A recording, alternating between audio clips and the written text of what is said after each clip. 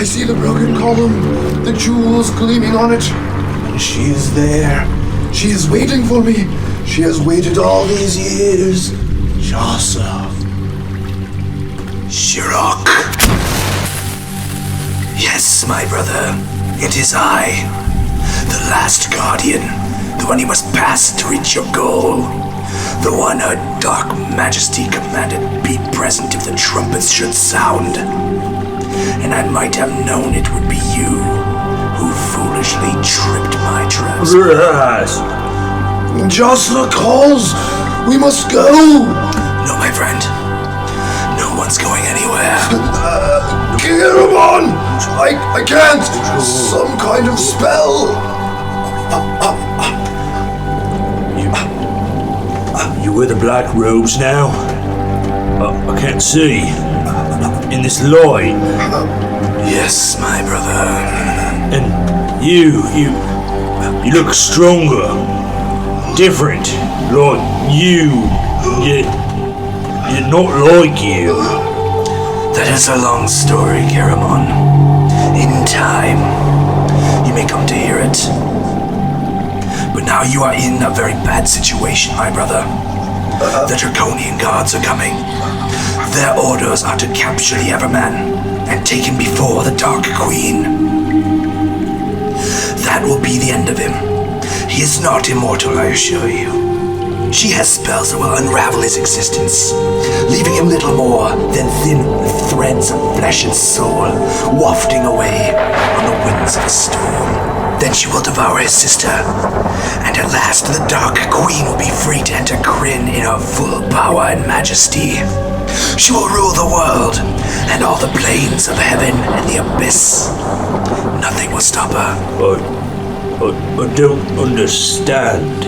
No, of course not, dear brother. You stand next to the Everman, the one being in all of Krynn who can end this war and drive the Queen of Darkness back to a shadowy realm. And you don't understand.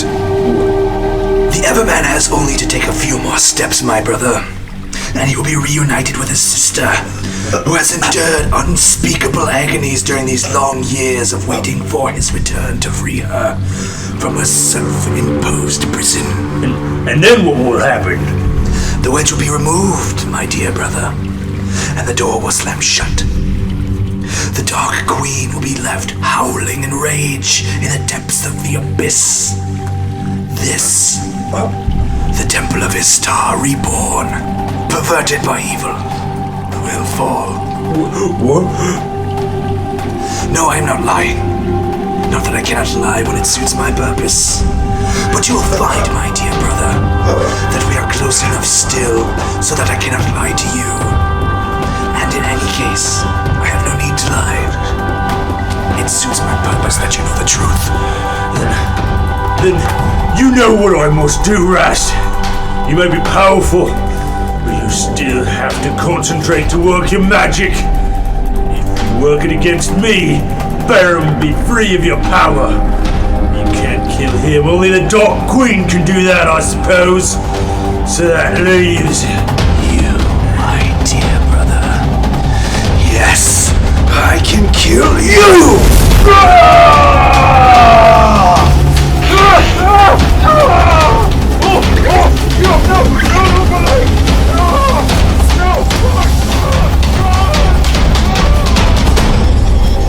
I am powerful, Kiramon.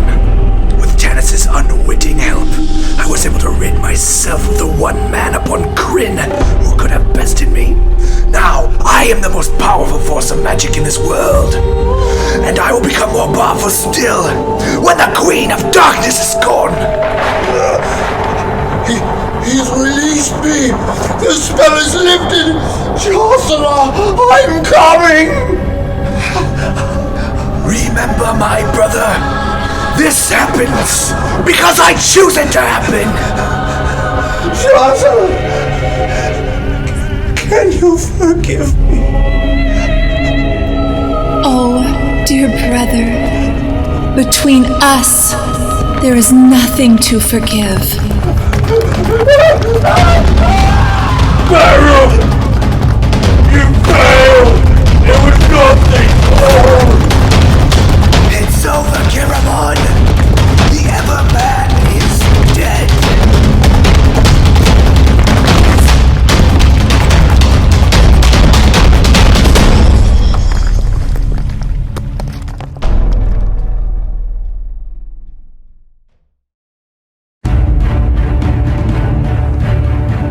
Pre-recorded in a second-floor guest room filled with tall ales and taller tales.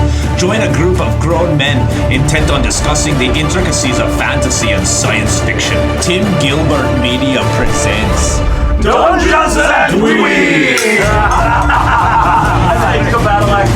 Got it right to the back of her heart. Hello, all you lecherous observers of dark wizard, high dive impalement, and brotherly immolation. This is the Dungeons and Dweebs podcast, episode 6, Dragons of Spring Dawning, part 2. And just a word of advice, if you give a girl a ring and she hurls it off a cliff, you should have gone to Jared's. I am your host, Bob. Although you can't see it from where you stand, I have a fistful of her hair. Quithpaw Benthic Elf Dolphin the 8th. But I'm not alone. Across the table from me, the man who would gleefully impale himself on a gem-studded pillar just so he could learn the arcane secrets of Fistendantalus. Luke. What does that even mean? I was wondering when I read it in the book. Oh, well, here we are. I know I said it last time. It's just bittersweet to be here. Our last podcast for the Dragonlance Chronicles, wrapping up Spring Dawning. I don't even know. Let's just get into this thing. You know what? I'm just gonna pass it over to my left. You know what? He's not much smaller than the Womp Rats I used to bullseye with my T16 back home. He's Clob. Hello, boys and girls. Your old Uncle Clob is feeling much better this time around, and I feel like there's a distinct possibility that I've changed over from Earth 9591 to Earth 616 and regained my correct mutant powers. The days are getting shorter, the nights are getting longer. You know what that means? It's time to break out the defunct Stan Lee's NHL Guardians while you watch some hockey. Across the table from me is the man with less of a plan than whoever is in charge of the team of blind, deaf, leprous spider monkeys that are currently writing the Transformers movie universe. The man whose beard is so full and silky that it garners the envy of Volstagg the Lion. Look it up. Paul, how are you feeling? I'm doing all right. I'm a little under the weather, but I think it'll be good to sit here in this room talking about the Dragonlance series again and wrapping up this entire series. Clob did breathe on us last time. I think Exactly. that might We be were all locked in a small room. Now you're all locked in a It's small my fault. It's my It's fault. just gonna keep mutating and passing I was between going to us. say, now you're all locked in a small But I room. mean, with me. originally I was sick on like episode 1 and 2, so maybe this is just coming full circle. Yeah, I don't know that's what's true. going on. That's true. Well, I can't believe it. This is it, the end of Dragonlance for us here for a while here Yeah. until we get back to the summer. It's kind of scary. It is. All we know is Dragonlance for this podcast. Like, what Yeah, really. That's true. How do we start doing sci-fi intros? I don't know. Yeah, you guys have fun with that. Bold new Paul, frontiers. you're leaving us. Yes, I am for a small period of time. Small period of time. Paul will be back. We're bringing in friend of the show, Neil, to fill his place while we go through the Red Rising trilogy. Is that what it's called? Maybe Neil will have a plan. Maybe Maybe we can he hope. will. But yeah, we've got Neil coming in, and we're going to be hitting some sci-fi with, the Red Rising trilogy. In fact, we only have one piece of feedback. The way the schedule kind of works, our shows actually are being recorded really close together. Yeah, so super between close. the time of the release of Episodes the last episodes and when we're recording this one are at literally the same day. Yeah, we released episode 5 at noon today, and we're recording episode 6 at 5 p.m. Right, so I'm going to throw it out with right away our one piece of feedback that we got in that small amount of time from Steve on Facebook. He says, "Awesome, you guys are great, and I'm almost finished with Red Rising for the October read, And I think it's so awesome that we have listeners who have looked at the calendar, know we're going to Red Rising, and are already prepping for that. I think that is so cool. Crazy cool. Exactly, and it's going to be a little bit of a changeover for the show, too, just because of the fact that we're going to be jumping into this new genre. We're going to have a new person in the fourth seat for a little bit. Not that we don't love you, Paul, and we will, wish you to come back. Always. I'll be back. Don't I mean, worry about that. you will geographically be here. You do live in the same house that the studio is in. I will be here. You'll be downstairs playing Forza. Yeah, I might be. I don't know. When you're listening to the show, he will be downstairs breathing. I mean, it's the same. The microphone's not that good. Yeah. Anyway, hey, why don't we, let's grab around, do a quick Tavern Talk, because we have 2 out of 3 books to cover for Dragons of Spring Dawning. Oh, man. I won't lie. The last show, we thought we were going to get through book 2. We did not. We only got through book 1. We got 2 of them to hit tonight. Oops. Well, hey, I tell you what, you guys, it's finally my turn. I'm feeling better tonight. Uncle Clob's got a little cash in his pocket, so I'll buy this round. All right, let's take you up on it. Let's go. I was in a relationship I swear to you, man. The woman with the blue dragon, she brought me up to her room Boy, last night. did she have good Where's my time. corn purse? Why don't you fellas follow me to my plastic couch? ginger. I'll show you how my glory is good. What'll it be, boys? Tavern Talk. Well, all right, here we are all cozied up by the fire. My feet are kicked back. My boots are drying out. And I'm ready to go around and hear how your guys' week has been. Luke, what do you got? Well, I've been editing episode 5. I'm not gonna lie, that's what I've been doing. But you know what I did? I got a piece of news this week, and it's a little something to bring up for our Magic the Gathering fans out there. We have a new set that is coming out. I think it's December or January. It's sometime way sooner than I thought it would be. It's called Unstable. It is like a funny set like they did back in the day, like Unhinged, where it's just all these funny cards. Oh, I mean, yeah. it's full art lands, and the lands are beautiful. I got to check these out on a spoiler site. Nice.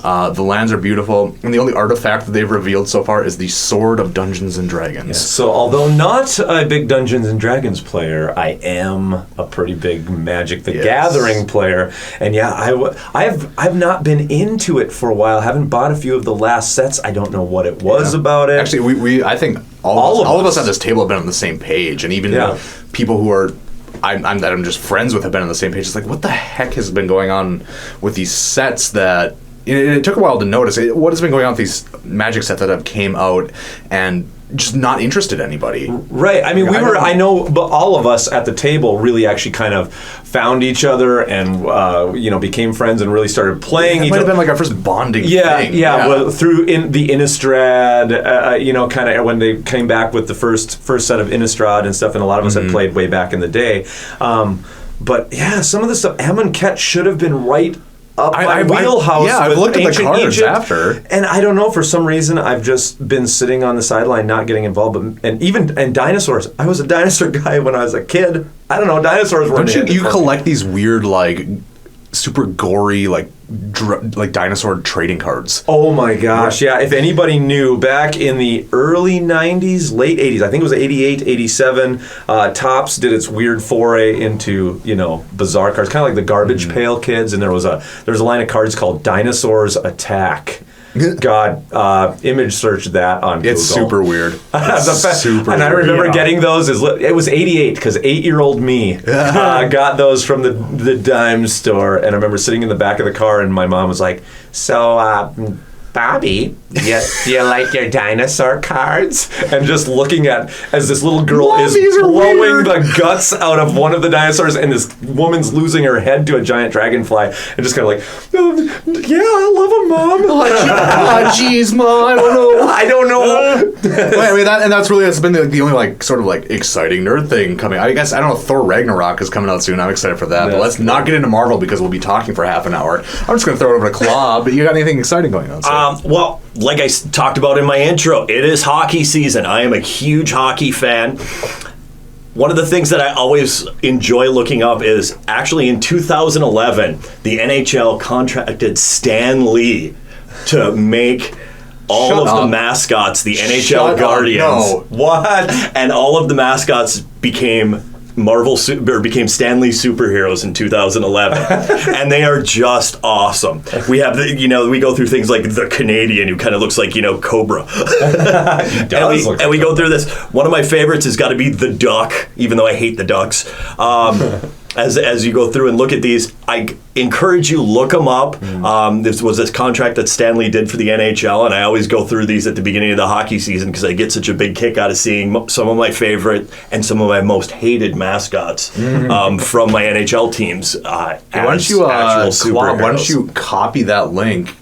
Send it over to me. I'll tweet it out. We'll put it on Facebook. And there you go. This will go out around the time that this episode comes out. Exactly. It just goes to prove that you can be nerdy and a little sporty at the same time. Other than that, again, like I mentioned in my intro, watch the newest Transformers movie that is completely convoluted, and that's just where I'm going to leave it at that.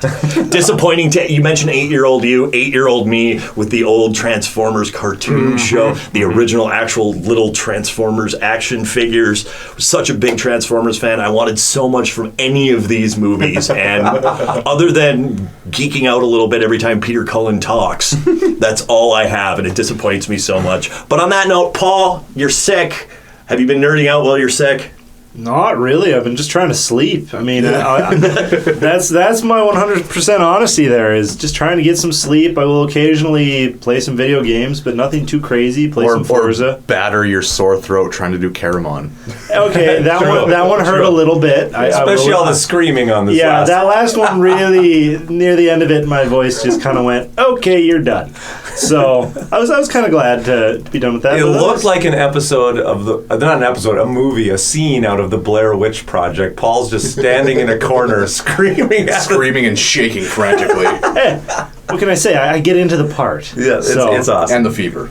And the fever. That is awesome. All right, Bob, what about you? Well, Paul, from episode 1, I've got a piece of kind of Tavern Talk that I have been saving because with all the reading of Dragonlance and all the note-taking and all the editing and making intros and all that kind of stuff, have not had the time to sit down and read this book. But there was an author. Episode 1, an author reached out to us. His name is Mick McArt. He messaged us saying he liked the show. He had a book that he'd love to send to us and check out, that it should be right up our alley. It was called Journal of an Outlaw. And so for the last week, I've picked that up, having finished Spring Dawning and not moved on yet to Red Rising, just getting started. I gave it a read. And so I wanted to give it kind of the Dungeons and Dweebs treatment. So if you listen up, listeners, this is kind of one of the excerpts out of the book. It sounds kind of like this. So there I sat, amongst all the dead and dying. It was one of the most brutal dungeon battles my mostly dead party had ever seen. Orcs, skeletons, kobolds, ogres, and even a couple dozen battered field mice lay bleeding over the floor of the Orc King's treasure room. Only Fogbrain, that very king, and a few of his troops remained standing. Thank you for the battle, the treasure, and your heads! He cried out in a nearly exhausted laugh. He was addressing me and my heavily wounded teammate, Bowhammer Strongwith. He noticed me crawling over to the dead cleric and ordered a warrior to stumble over and snatch the bag I was reaching for. Oh, no, you don't, he said before reaching into the bag. Potions are healing. Oh, wonderful, he said as he passed one around to each of his men. They all gave each other a big toast for winning the battle and gulped down the magical brew. Now, ye die!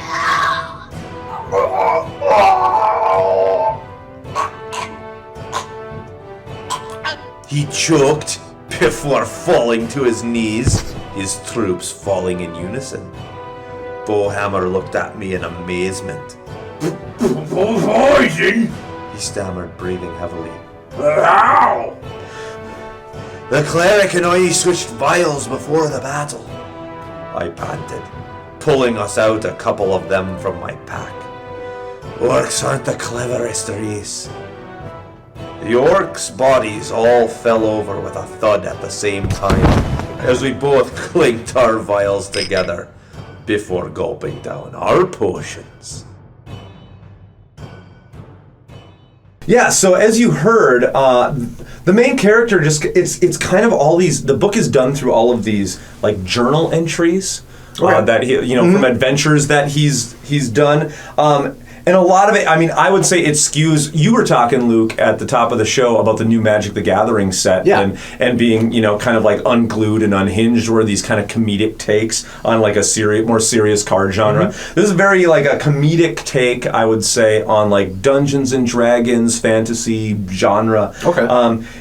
I found myself giggling in a lot of places. I mean, there's a lot of throwbacks to classic D&D. Like the place that this book takes place is called the Unremembered Realms, instead of Forgotten Realms, right? I think that's what I should refer to as a portion of my college years. The Unremembered Realms, yeah, right. No, right. Remember that one time you did that headstand in your underwear? That was in the Unremembered Realms.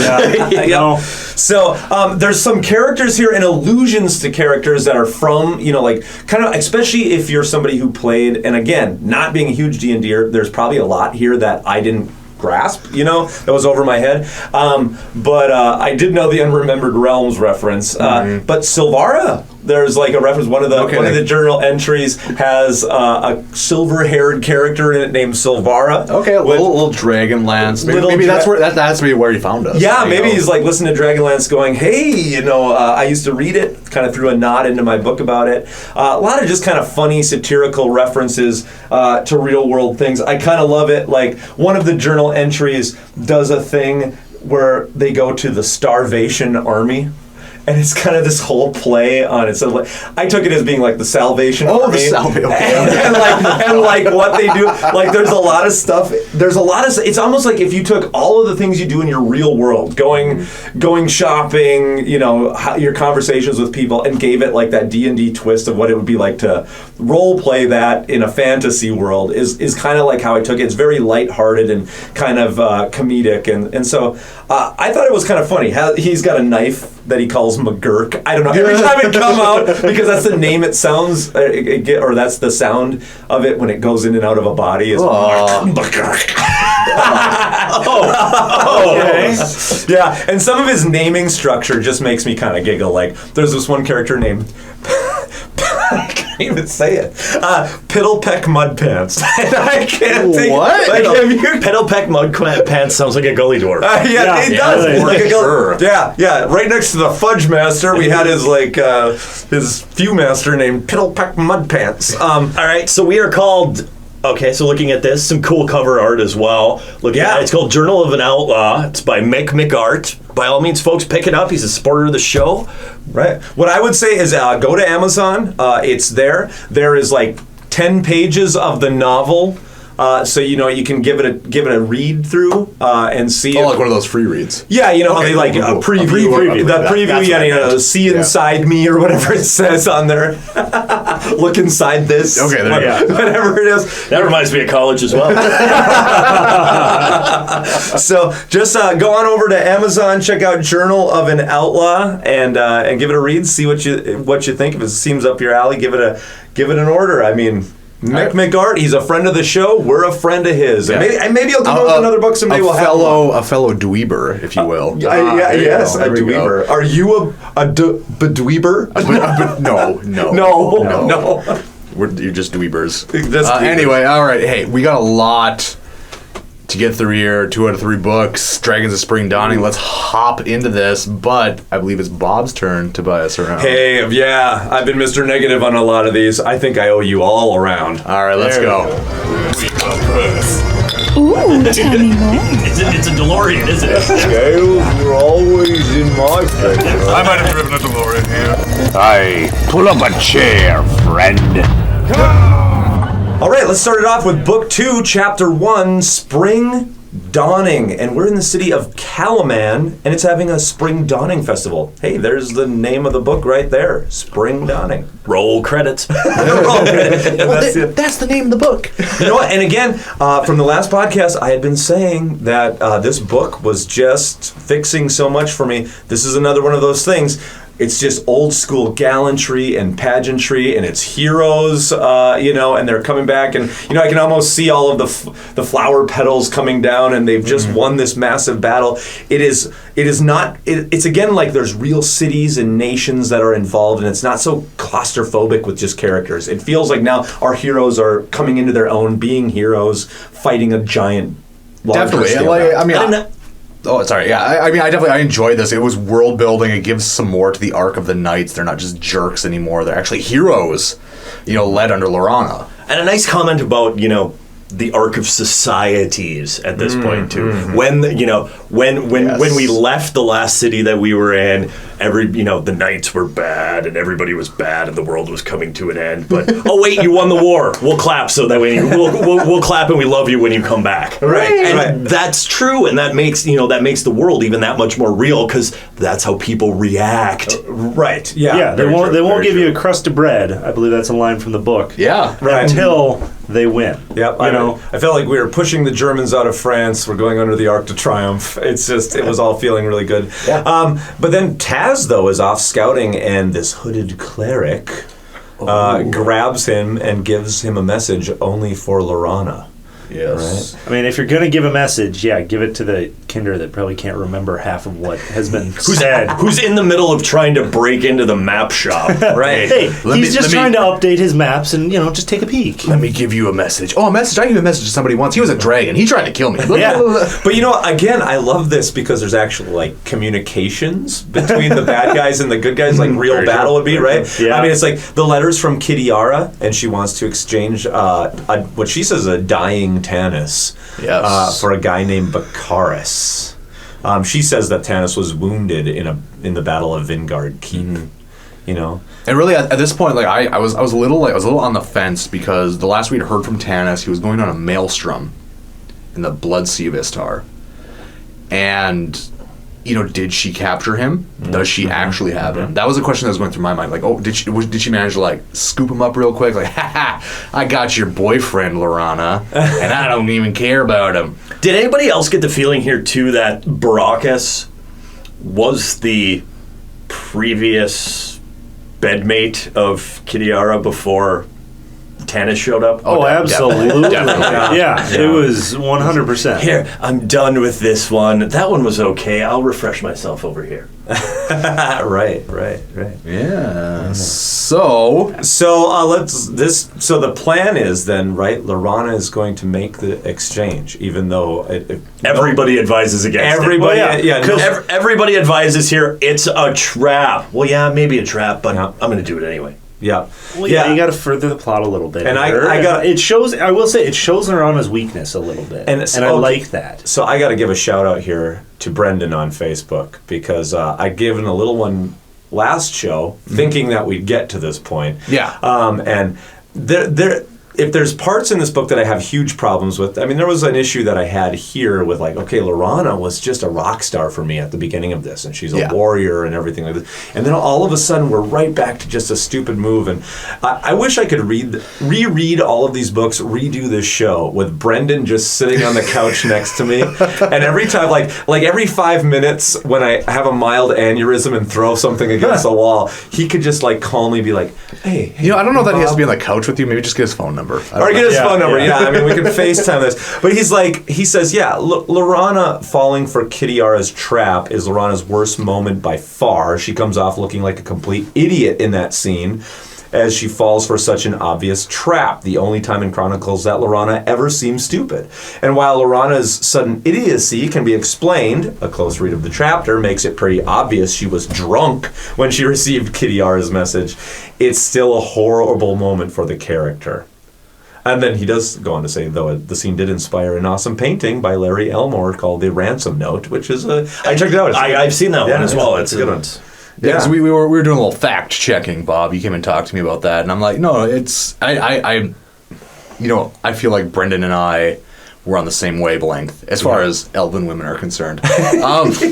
She's doing it for love. It's talked about more towards the end of the book, and really we'll get into that when we get there. But it's I'm there. I get it. Right. I totally get it. And what I like is Taz and Flint call this out as being stupid.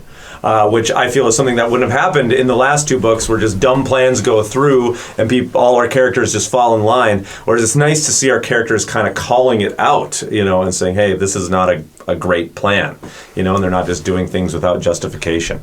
Well, then on to chapter 2, there's a penalty to all this. The penalty of failure. Lord Ariakis arrives at Dargard Keep on the back of a red dragon. Can I just say, I love the atmosphere of this chapter, right? You have this Dragon High Lord who comes flying into, I'm just picturing some sort of 80s castle gray skull, but it's shaped, it says it's shaped like a destroyed rose, which I think is just awesome, right?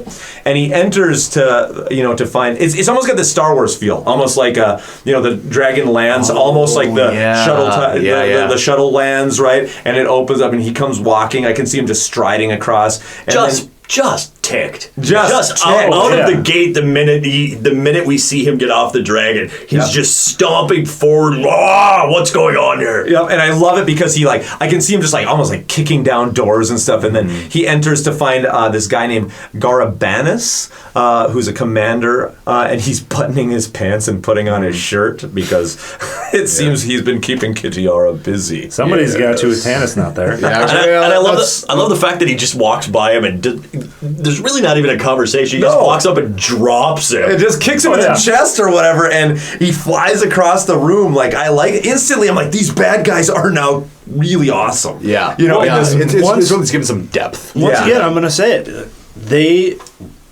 Margaret Weiss and Hickman do bad good. Right. They really can write these evil characters and show the setting that just makes it seem so dark and horrible. I loved it. Yeah. And we get even more information here about the hierarchy of the bad guys. Right. Yep. That it's not just everybody and the big baddie. There's actually a military hierarchy that goes here, and Ariakis is higher than pretty much everybody else at this point. Right. But he speaks directly with the Dark Queen. Yeah, and I love this. I mean, and again, Weiss and Hickman been good at darkness, I think, but also, Hickman, I guess, is the one who wrote that Silvara chapter where she's in the pool. They're also good at TNA every once in a while for me. And he just opens the door with his magic, and there's Kitiara naked on the bed, and she's trying to cover herself with a nightgown and everything. And I love this kind of, I haven't said this word in an episode or so, but this juxtaposition of there's this kind of overt sexuality going on between a bunch of people who hate each other and are all vying for power. And I've always kind of found that, bad guys, that's kind of a very compelling kind of thing where they're kind of having these dalliances with each other, but at the same time want to kill each other. It's always intriguing to me and adds depth to the bad guys. Yeah, and it dives into kind of the evil mentality. If this is a Dungeons and Dragons book, this is how evil characters behave in Dungeons and Dragons. Right. They're always, fighting to be more powerful than whoever's above them, and it's he would storm in there and not care. Somebody's buttoning up their pants. Don't give them a minute. Kick them in the chest. Yeah. And then we get this dark night. This death night. Did anybody else think it was going to be Sturm?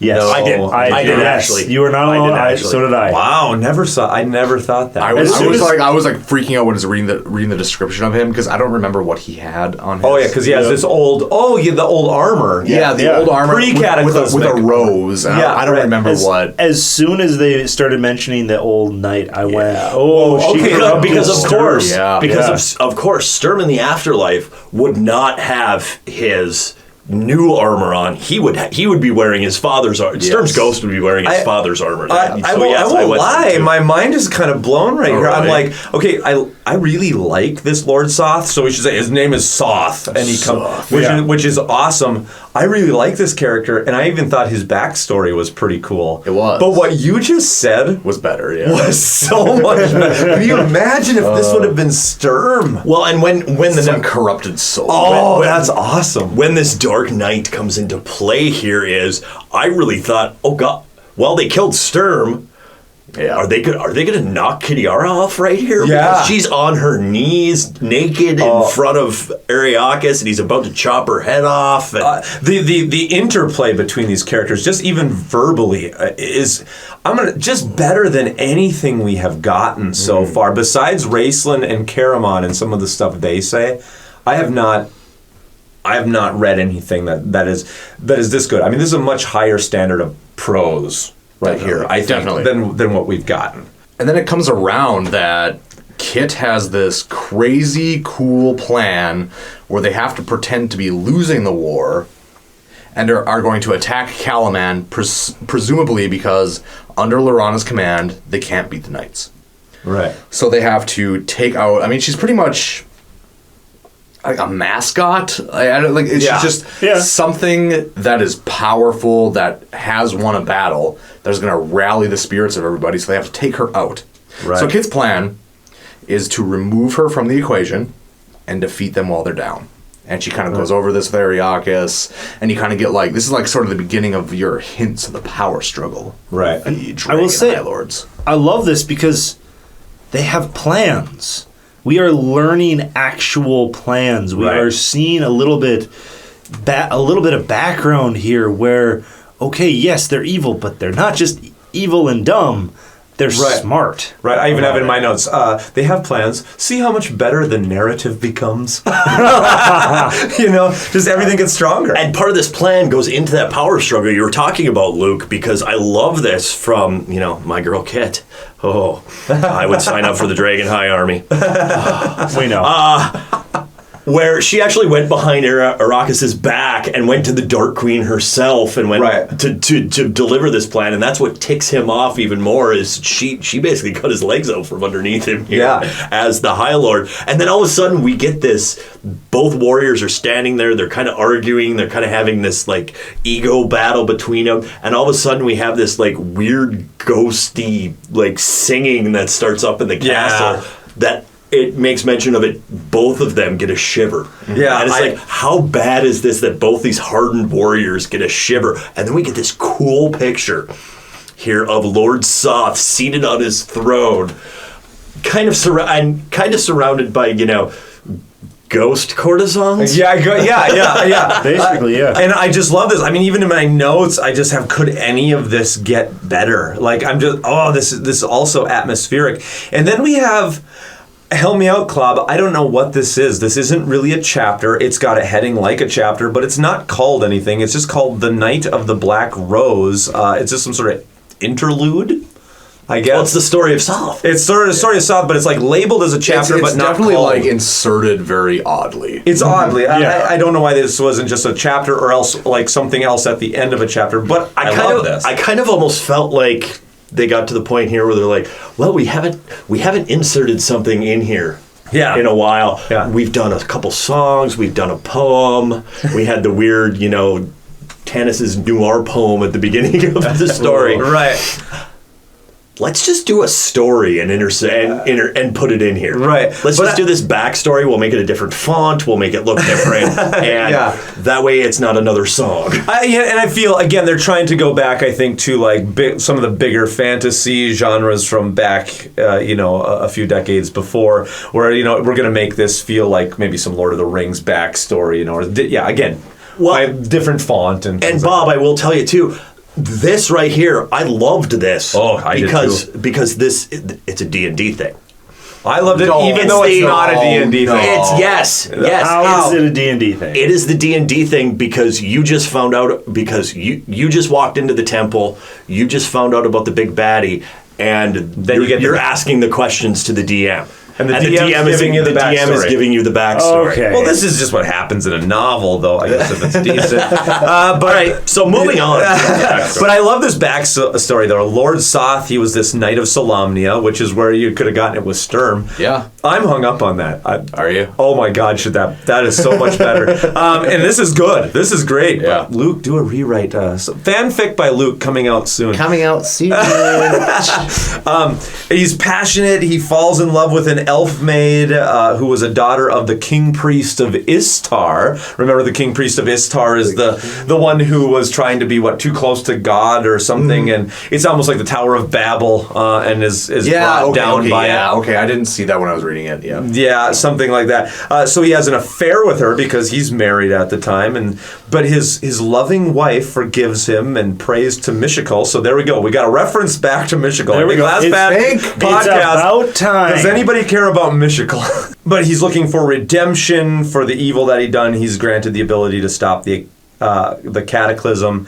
And so, I mean, we have this character who's able to stop the cataclysm, but doesn't. And he's going to stop her when all these elf maids stop him. And they say he was unfaithful, and so he doesn't do it. And then this is, okay, last opening, was my reference to this where I called myself Chandelier Baby Burner.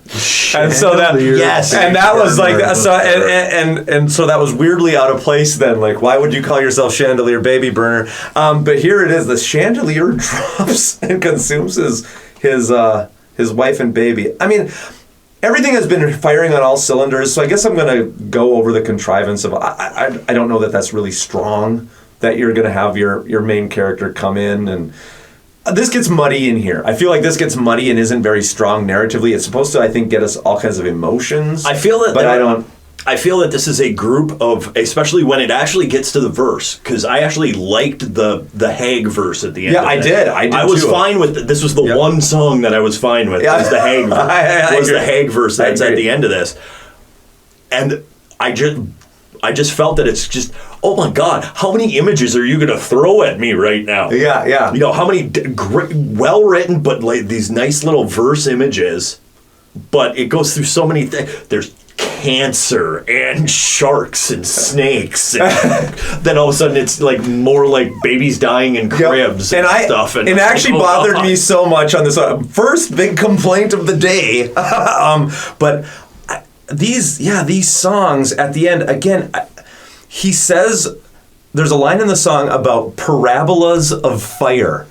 I'm like, that just makes no sense. Like a parabola of fire, I'm like, yeah, that's real time period. I'm sure parabolas would appear in Beowulf right next to quadrants and vertices. a real quick mathematic equation. What I've written down is now he has to live forever listening to pretentious poetry. Yeah, like some of this is good, but then again, I feel like a lot of it's just not up to snuff. His backstory is good. Yeah, his backstory. The backstory is awesome. Yeah. The verse is good. It's just too much right here. And I feel for this one time to just take the verse. This is the one verse that I will take this out of the book, out of the story. I just like this verse. Right. Yep. And the way and this one song that's written here. Right. But we're on to chapter 3, The Trap. It's a trap. Here we are, chapter 3. It's quiet.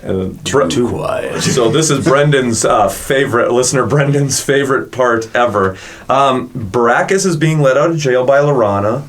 Yeah, we got Lorana, Tass, and Flint. They break Baracus out of the prison and go to trade him for Tanis. Yeah, and I will say, I loved how just flippant Tass was about, oh no, there's this way. This is how we always come into the city. Stuff like that. I believe that's in this chapter. Am I right? Yes. Where I love that because it was just like, oh well, we're normally not allowed. Doesn't it? Is this where he tells like some kind of a family story? Yeah, it's the family road trip. Yeah. It's the family road trip in the Kinder family trust. Remember when we used to come to town and steal stuff with Dad? Or something like that. Basically, and I love that. Well, they wouldn't let us into town because we were Kinder, so we just found some side doors and let ourselves in. That's part 1 of the Kinder family road trip. We'll get to part 2 and part 3. Yeah. This is true. But I love the Kinder family road trip. To me, I don't know why. It is actually kind of good. I agree. Like I said, I had the picture of the Kinder family truckster from Vacation.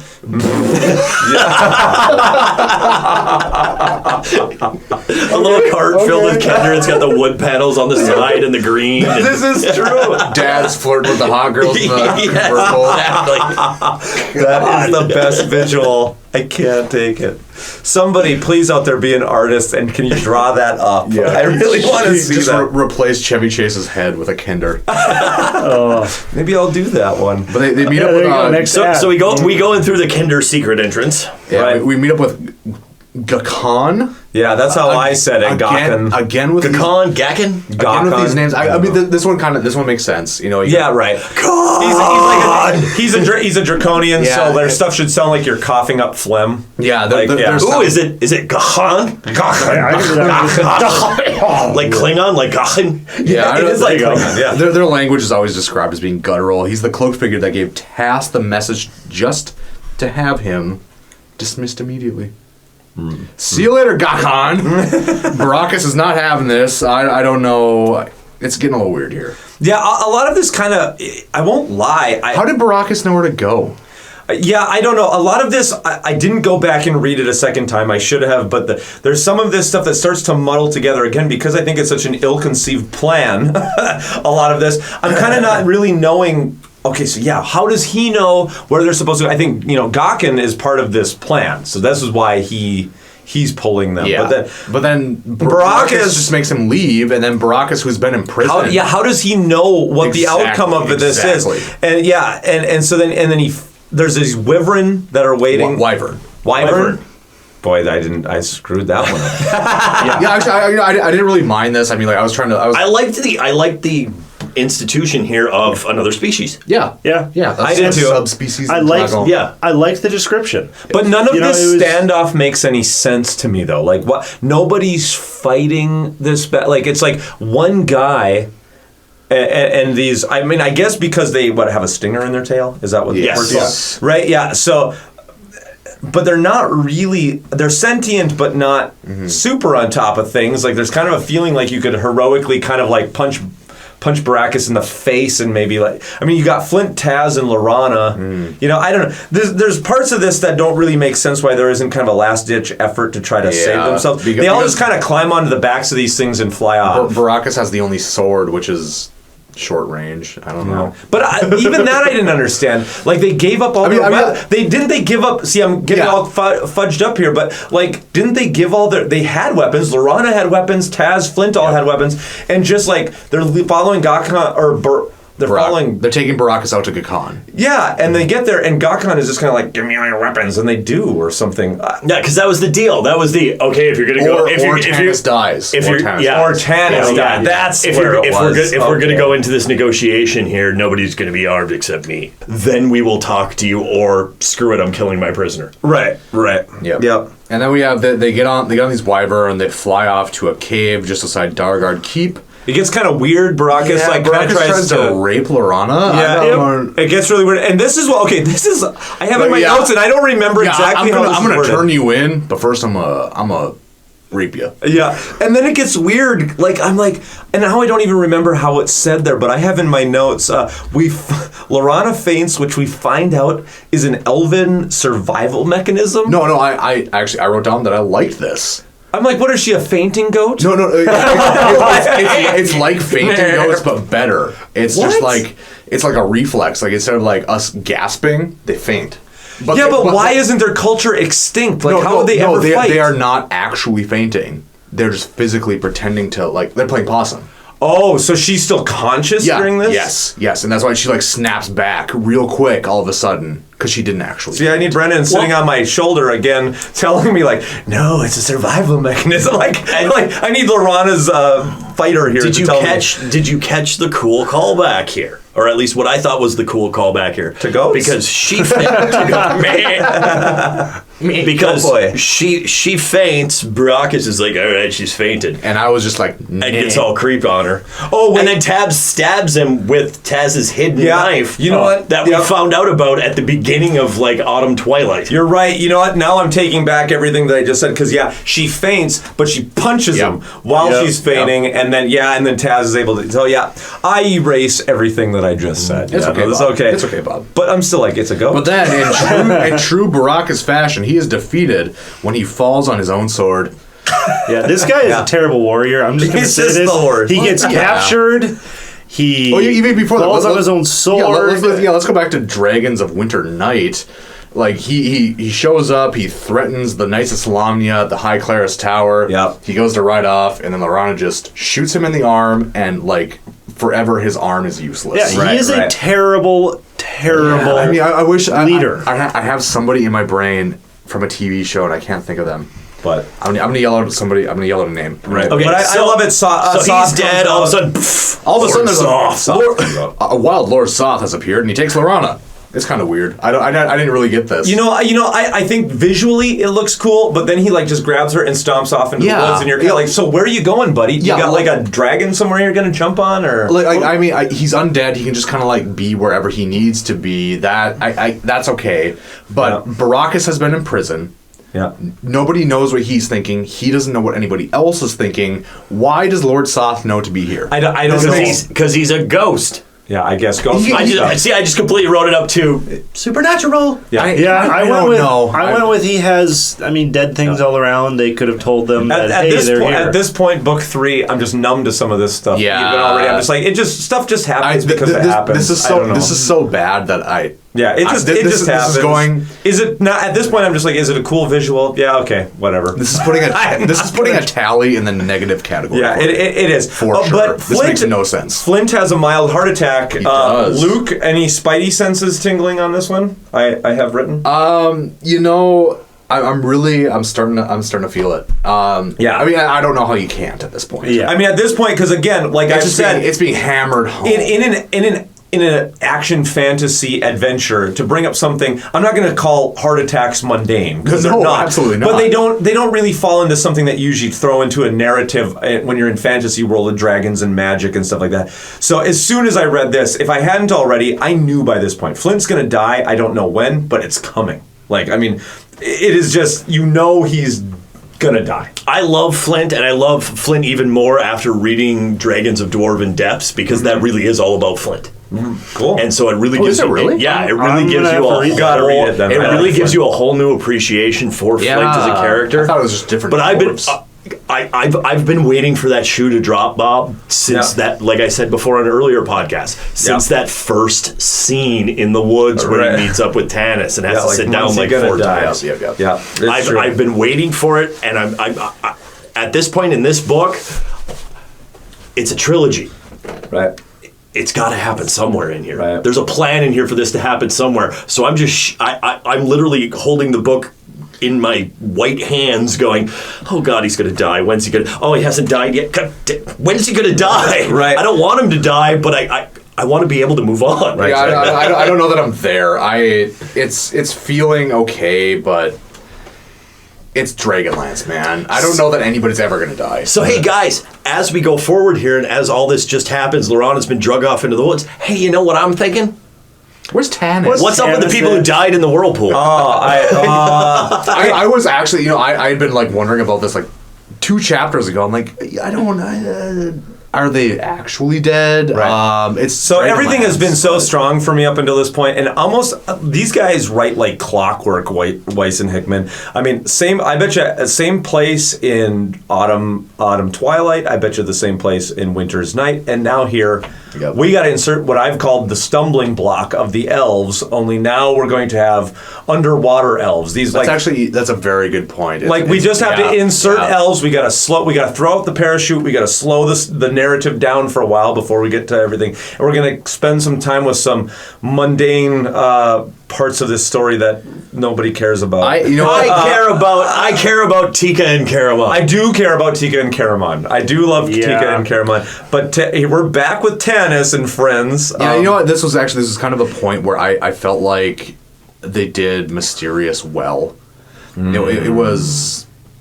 I didn't know what was going on, but I didn't feel like I was confused. You know what? The beginning of the chapter almost made me throw the book, and then all of a sudden, but thank God, narrative in the rest of this chapter slowed me down, because we start with Tanis strangling the crap out of Barum because he's enraged because he steered them into the maelstrom and they all lived.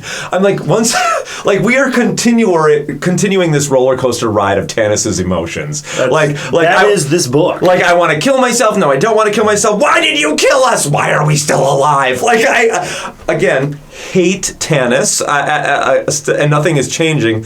But they do kind of go back in time. They kind of retroactively go back and kind of talk about why Tanis came to this strangling point. Yeah. And it's better for me. But already, I'm just so poisoned against Tanis at this point that it's tough. Well, this is where, but this is where we get the confession too that Barum confesses he's over 300 years old and he's been around. I do like this story about Barum. So this answers our question from the last one. He is 300 years old and he's died many times. I like this. I like Barum way more than I like Tanis. I would rather. If we could just like get rid of Tanis and just.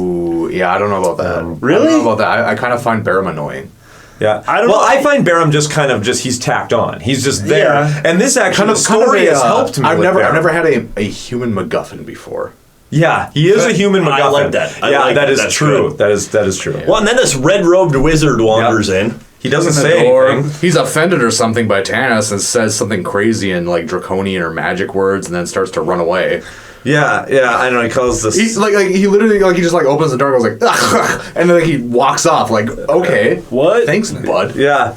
And they talk kind of about the city. Isn't there some sort of like map or model of the city? Oh yeah. Tanis and Barum find a like miniature model of the city. And there's this whole weird chase scene here where like they keep almost losing him as they're wandering around the city. Red robes always like just around the corner. Just around the corner, kind of moving through it. They figure out it is the city of damnation. And also Istar. We find out that it's Istar, aka Istar. Which I conceptually really love this. I love that this is Istar, the city that has been sunk, and it's under the blood sea, and it's like this constant reminder. There's this big whirlpool, almost like as a sign sent from the gods to constantly remind people of their haughtiness. So I like this, and we slide right into chapter 5. Sorry, I killed him once. Yep.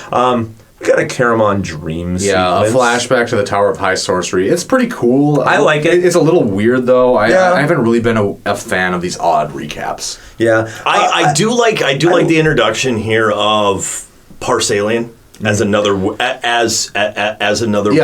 Yeah, I mean, I don't really know if I don't really know if I like him or I'm disgusted by him, but at least somebody has control of the wizards. At least there's somebody administering. Right. There's a teacher here somewhere administering these tests. It's a weird recap, but it has a purpose. Right. Yes. And we come out of this, and Tika's taking care of Caramon, and we find out that red robe guy. I do like this, and we find out that the red robed man is called Zebula.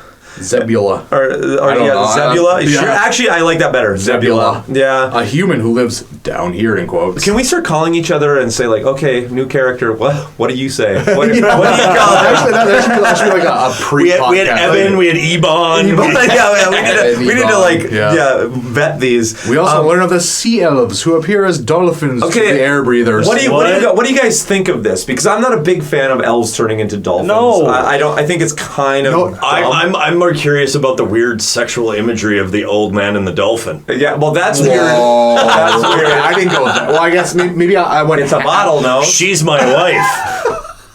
That's why I live down here. Is she's my wife. Yeah, I went halfway there. I thought this was just a little play on mermaids. Well, yeah, of course. Yeah, but you know what? I'm instantly thrown back to stuff my daughters watch. Like, I felt like this was some sort of... I don't have any kids. Starlight, Starbright, My Little Pony. My Little Dolphin? Yeah, My Little Dolphin. Like, I'm like, okay, this... That makes the fact that he's married to one even creepier. Yeah, I don't know. Yeah. Maybe it's like reminiscent of me being an older brother to, like, 3 younger sisters. Maybe. I don't know. Like, maybe it is. Like, oh, yeah, that's kind of... I'm okay with it. And again, another allusion to what I'd said at the beginning of the last podcast, thinking we'd get here, where the whole line that Caramon says to Tika about, I can't give you my all, Tika, but I'll give you what I can. And this is pretty much your boom chicka wah wah scene right here. They finally get it on. Boot scene, I think, is what we're meant to believe here. Caramon and Tika, boot scene. But then we meet this girl named, okay, here we go. New name, guys. Apoletta. Hippolyta. I went with Hippolyta. Yeah, no, it's more Greek. That sounds more Greek. Yeah, so I will be honest. I never try to pronounce the names. I just recognize it as a name and move on. I don't even try. It just shows up as like a figure on your consciousness. Yeah, basically, I don't even try to pronounce it. I went with Hippolyta, and there's the weird comedy scene here where she's like, I can't shake everybody's hand because I'm naked. There's this weird kind of. I kind of went with. I can't stand up because I'll show myself. Yeah, it's kind of weird. There's this weird moment where like Zebula and Apoletta, that's whoever. Yeah. The sea elf. Apoletta. They're talking smack about those air breathers, but as soon as they see them, they're like, "Oh, I'm sorry. Like I didn't know you were." And I got actually kind of weird things up here again. Maybe I'm reading too much into this, but it's kind of like, yeah, I'm in love with Zebula. But at the same time, I feel like she's almost being really flirtatious with Tanis. Like, I don't know, maybe it's the fact that she's laying naked in a pool. Apoletta, not Zebula. Zebula's the guy. That's what I'm saying. No, that Apoletta is being flirtatious. She's like, I'm in love with Zebula. Yeah. Oh. Yeah, that's like my husband. But like being weirdly flirtatious and she's laying around naked. It's been a long time since I've seen somebody else. But he's really old and wears red robes. And you're strapping and strong. He's human. He's going to be dead soon anyway. Yeah, exactly. Yeah, and so we get to the end of this chapter here, too, where we have this cuddle scene. The cuddle scene. A post-coital. Yes. The fact that we have to say cuddle scene just shows that this really slows down the narrative. Like, we are in this But I will say, and we've talked a lot about how we've always loved the Caramon Raceland dynamic and the how they play off each other. The shadow puppets thing that Caramon was talking about broke my frickin' heart. On how when they were kids, he would put shadow puppets up on the walls so that Raceland would relax and go to sleep. I said this a couple. Either last episode or the episode before, the brothers will always give me the feels. They're always really good. But okay, you guys got to help me understand something. Yes. And this is kind of just a main structural thing. I don't mind what's going on here. I feel it slows down everything. But this city, so from what I read, Istar was sunk. Mm-hmm. And I'm kind of reading that there's pockets of air that kind of still exist within the city. I never got this idea that there's magic that's keeping air in the city. But like they're like walking. Like at first they'll talk about like air being trapped in like chambers and that's why they're able to breathe. And then all of a sudden they're walking between buildings. And I'm like, so how are they breathing? Okay, there must be magic keeping all of this out. And then it talks about how they have the ability to give people the ability to breathe underwater, but nobody's escaped from here. I'm like, so I don't know. This is all just seems weird. I tell you what, Bob, I looked this up. There's a book for that. It's called, and actually there's also a module for it as well. Of course, okay. It's called Dragons of Faith. Okay. And it goes into the whole reasons about why there's actually still air down here and everything. Okay. And I was okay with air being trapped within things, but then when they were starting to, they were like walking between buildings and talking about how there's like statues everywhere, and I'm like, wow, like so there's air trapped even within the city streets? It's actually, like, it's in the book. I just went with like a... it is in the book. How do they do it? It's that glowing moss. What do plants release? Oxygen. Yeah, no, I'm talking about within chambers, but they talk about them like just how stuff sinks. But they I just went with but they talk about them like walking down the city streets and going upstairs into like the next temple or whatever. In my mind, outside they're outside in the city. I just went with snow globe. I never saw that. Just snow globe in the bottom of the ocean. Yeah, I don't give it a thought. It's just whatever. I thought it was all these like trapped hallways that just like. Oh, and maybe that's what it was. Trapped hallways. Yeah, there were just like these networks of trapped hallways that the sea elves knew about. Oh, okay. And that's that's kind of the thing. Like, well, they do have water breathing spells, but they don't care about air breathers. They're elves. They care about life. Yep. They take these air breathers. They save their lives. You live there now. If you die, it's your fault. But one's married to him, so couldn't just Apoletta? Couldn't she just like rescue everybody because she's married to one? No, that's their business. He was converted. They fell in love after the fact. They fall in love. They live in a compound at the bottom of the ocean, much like the one you live on out in the country. Yes. Brought the compound in. There you go. This is true. So, okay, I get it now. Tanis is invading the compound. Okay. Yes. That's why good old Z is a little cranky with everything because he's not a fan of people on his property. Okay, and then I hate Tanis, and then he cries, and everybody lays their hands on him like some sort of bad team building exercise is what I have written. It carries no weight with me at this point. I'm not caring for Tanis or any of this. I think at this point, I don't know about you guys, but I don't think any of us care about Tanis anymore. I don't mind him. I cannot stand his whininess. Everything he gives me, I just look at it and go, So let's Shut up, please. Let's go back into more Tanis, where we jump into Chapter 8. Hey, guess what? Something's going to happen, because this is called Dark Tidings. Yeah, must be dark, right? And everybody just kind of like washes up on shore. They wash up on shore with amnesia. Okay. Yeah, Well, they don't remember anything what happened to them yet. I will say, do they actually have amnesia, or because I mean, it seems like Caramon was about to say something. I thought it was. and I then thought it was they like shut him I off. thought it was some of the magic of being done in Istar. Oh, okay. Which disappointed me so much, because Caramon finally got to be with Tika, and now he doesn't. Now he doesn't remember it, right? But I love that they wash up on shore and they don't remember what happens. And Tanis says it doesn't matter that they don't remember. God, he's an idiot. What? Yeah. So anyway, they wash up on shore. They're taken care of by a couple of fisher persons. Yeah. And then the fisher persons like almost divisively give them a ride to Calaman. Yeah, and then there's this info dump then that happens for Tanis on everything that's happening has happened so far. There's lots of crying and sobbing. Yeah. how convenient. Yeah, exactly. The Dark Lady is coming at noon. Right? To kind of do her. Yeah, well, and then even then, it's like, there's this very like super convenient. They walk into town, somebody gets robbed. It's Taz. Yeah. Of course it's Taz. Of course he robs you guys. Yeah. Freaking crowd. Yeah, exactly. Like he doesn't have bigger things to do, and I get it. That's his nature. But I mean, I don't. Why is he stumbling through a crowd? Yeah. Lorana has just been stolen. Yeah. You won't take my mind off. I feel that almost detracts from Tanis's character. Like Taz's. Oh, sorry. Taz's character is that. Yeah, Lorana's just been taken. You and Flint should now be in the throes of what are we doing to get her back? But Taz isn't emotional yet. That's the thing. Taz does not. He doesn't have fear. Everything is an adventure to him. But that is a failure in writing. That is a failure in writing. If that's what happens with Taz.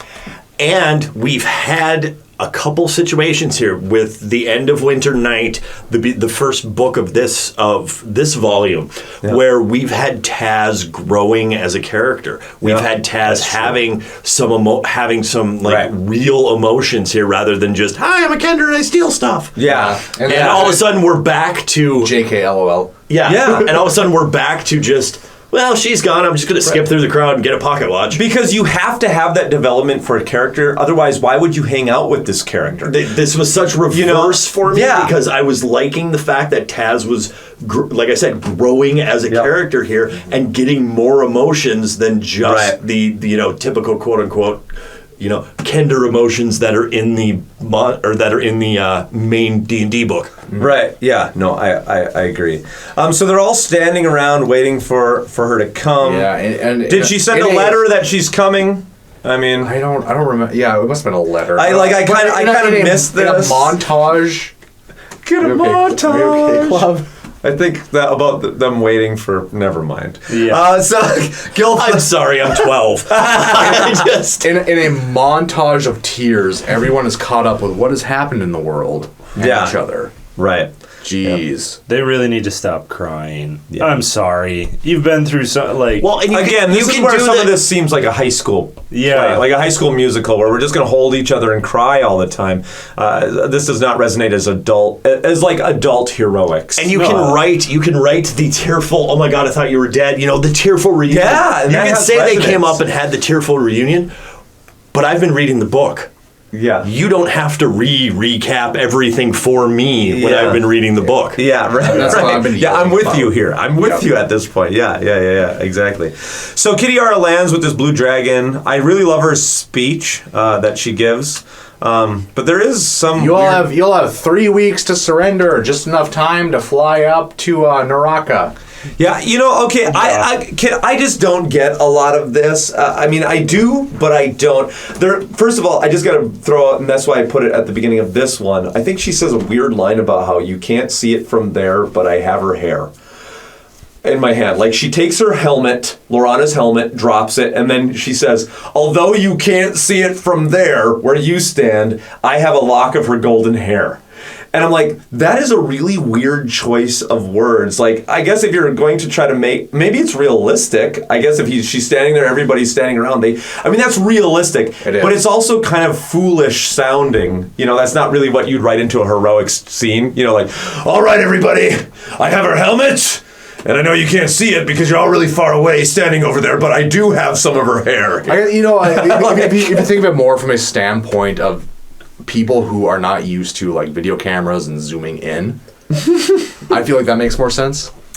Yeah, but I feel like back in the, if this were actually happening, Game of Thrones. Yeah, but theatrically you would just say, and here is her hair. Yeah. You don't have to say, I know you can't see it, but here it is. Well, and in thinking of this too, and taking this from another standpoint, I mean, this is Kitiara really not trying to make Lorana look bad, but really like, oh, she was beautiful and she had this thick golden hair, and I know you can't see it, but I took her hair. Right.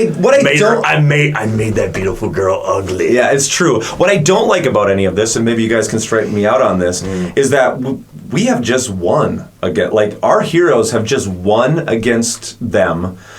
And just because they have stolen Lorana, like, I get the idea that what they're trying to drive home, right, is that she's a figurehead of some kind. And so nobody will fight, or everybody loses the fight without her. That is not really, doesn't have the resonance with me. I feel like you would fight on. Yeah, you've lost Lorana, your one leader. You have other people who could pick up the banner, and you've just won against them. Like, I don't understand why Kitiara could come back with such bravado, and just with the capture of Lorana, take out an entire nation where you have all of these silver dragons and soldiers, and like, why does everybody take a knee? Again, it just seems to always resonate that if there's one thing Weiss and Hickman, I think, always do bad, it's that their heroes constantly bow down in front of every obstacle. I guess I didn't really get hung up on that. I kind of got excited that Tanis finally reached his effort stage.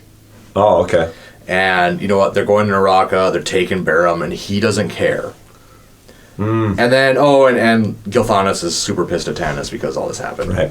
And that's the end. See, and by the way, we're gonna go. I did really like the fact that we kind of got rid of Gold Moon, Riverwind, Lovejoy. Yeah, I like that. Well, I mean, they weren't in the book anyways. But they were there. So. Yeah, I do. But now it's not like negligent. Well, a big thing happens in Chapter 8 here. Tanis has his plan. I mean, we can't not have Tanis' plan in Chapter 8. Tanis' plan is I'm heartbroken over Lorana. They've taken her. I'm going to take Barum, who I guess is the key, and we're going to run into the Dark Queen's lair, into the heart of darkness to try to solve this. The only problem I have with all of this, I have WTF written lots throughout all of this.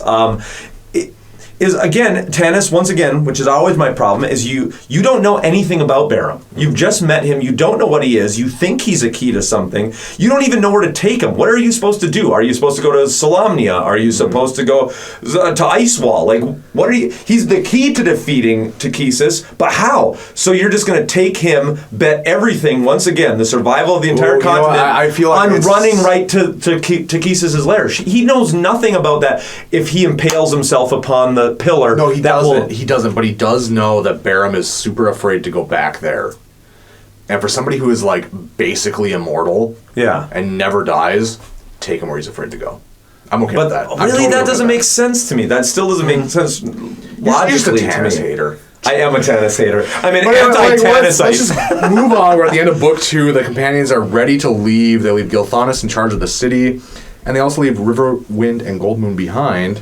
Yes, because it is now your responsibility to take care of your child, and you haven't spoken in 7 chapters. So, GTFO, they run under the cover of night to some small bronze dragons that will take them all the way to Naraka. Right.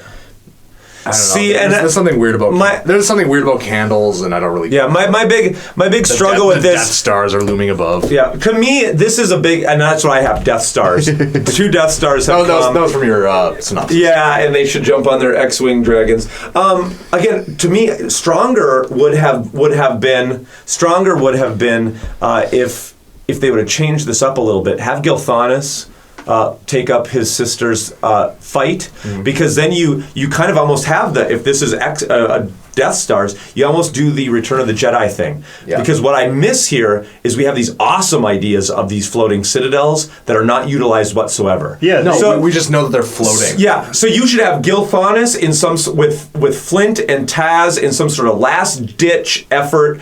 Where you're flying dragons against the Death Stars, right? Trying to take them out. And Tanis, I'd be more okay with Tanis because of his love of Lorana, is secretly trying to run undercover to take out things with the pieces. So good. Like that's what you should be doing, but they don't do that. Everybody just kind of falls back and goes, "Oh, we can't fight with Lorana." And Tanis. And that makes way more sense than what actually did happen because for 3 weeks they flew off on their bronze dragons. These citadels just hovered over Calaman. Because then that would set up what I would have done then is you have Tanis, Flint, and all these guys almost defeating them, and at that point of near death, where Tanis, Flint, Gilthanas, all of your Gold Moon, don't have Gold Moon pregnant. Have Gold Moon and everybody, they're all fighting against these citadels in this last ditch effort, while meanwhile Tanis has bet everything with Barum going in, and they're almost about to die when finally Barum throws himself on that pillar,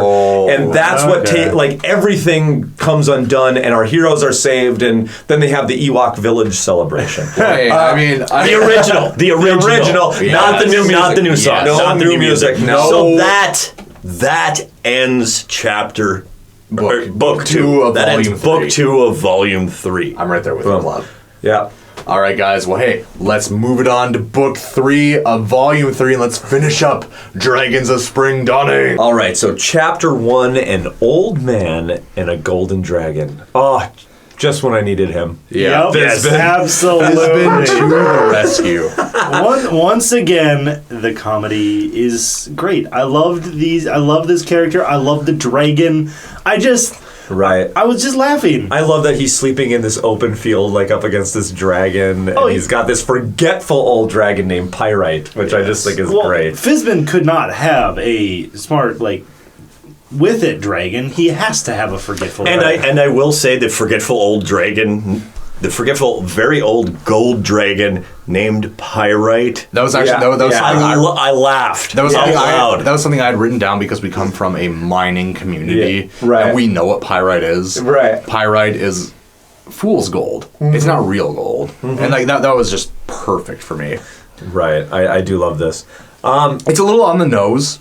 But I like it. Fizzbin's back. I'm excited about it. The whole thing about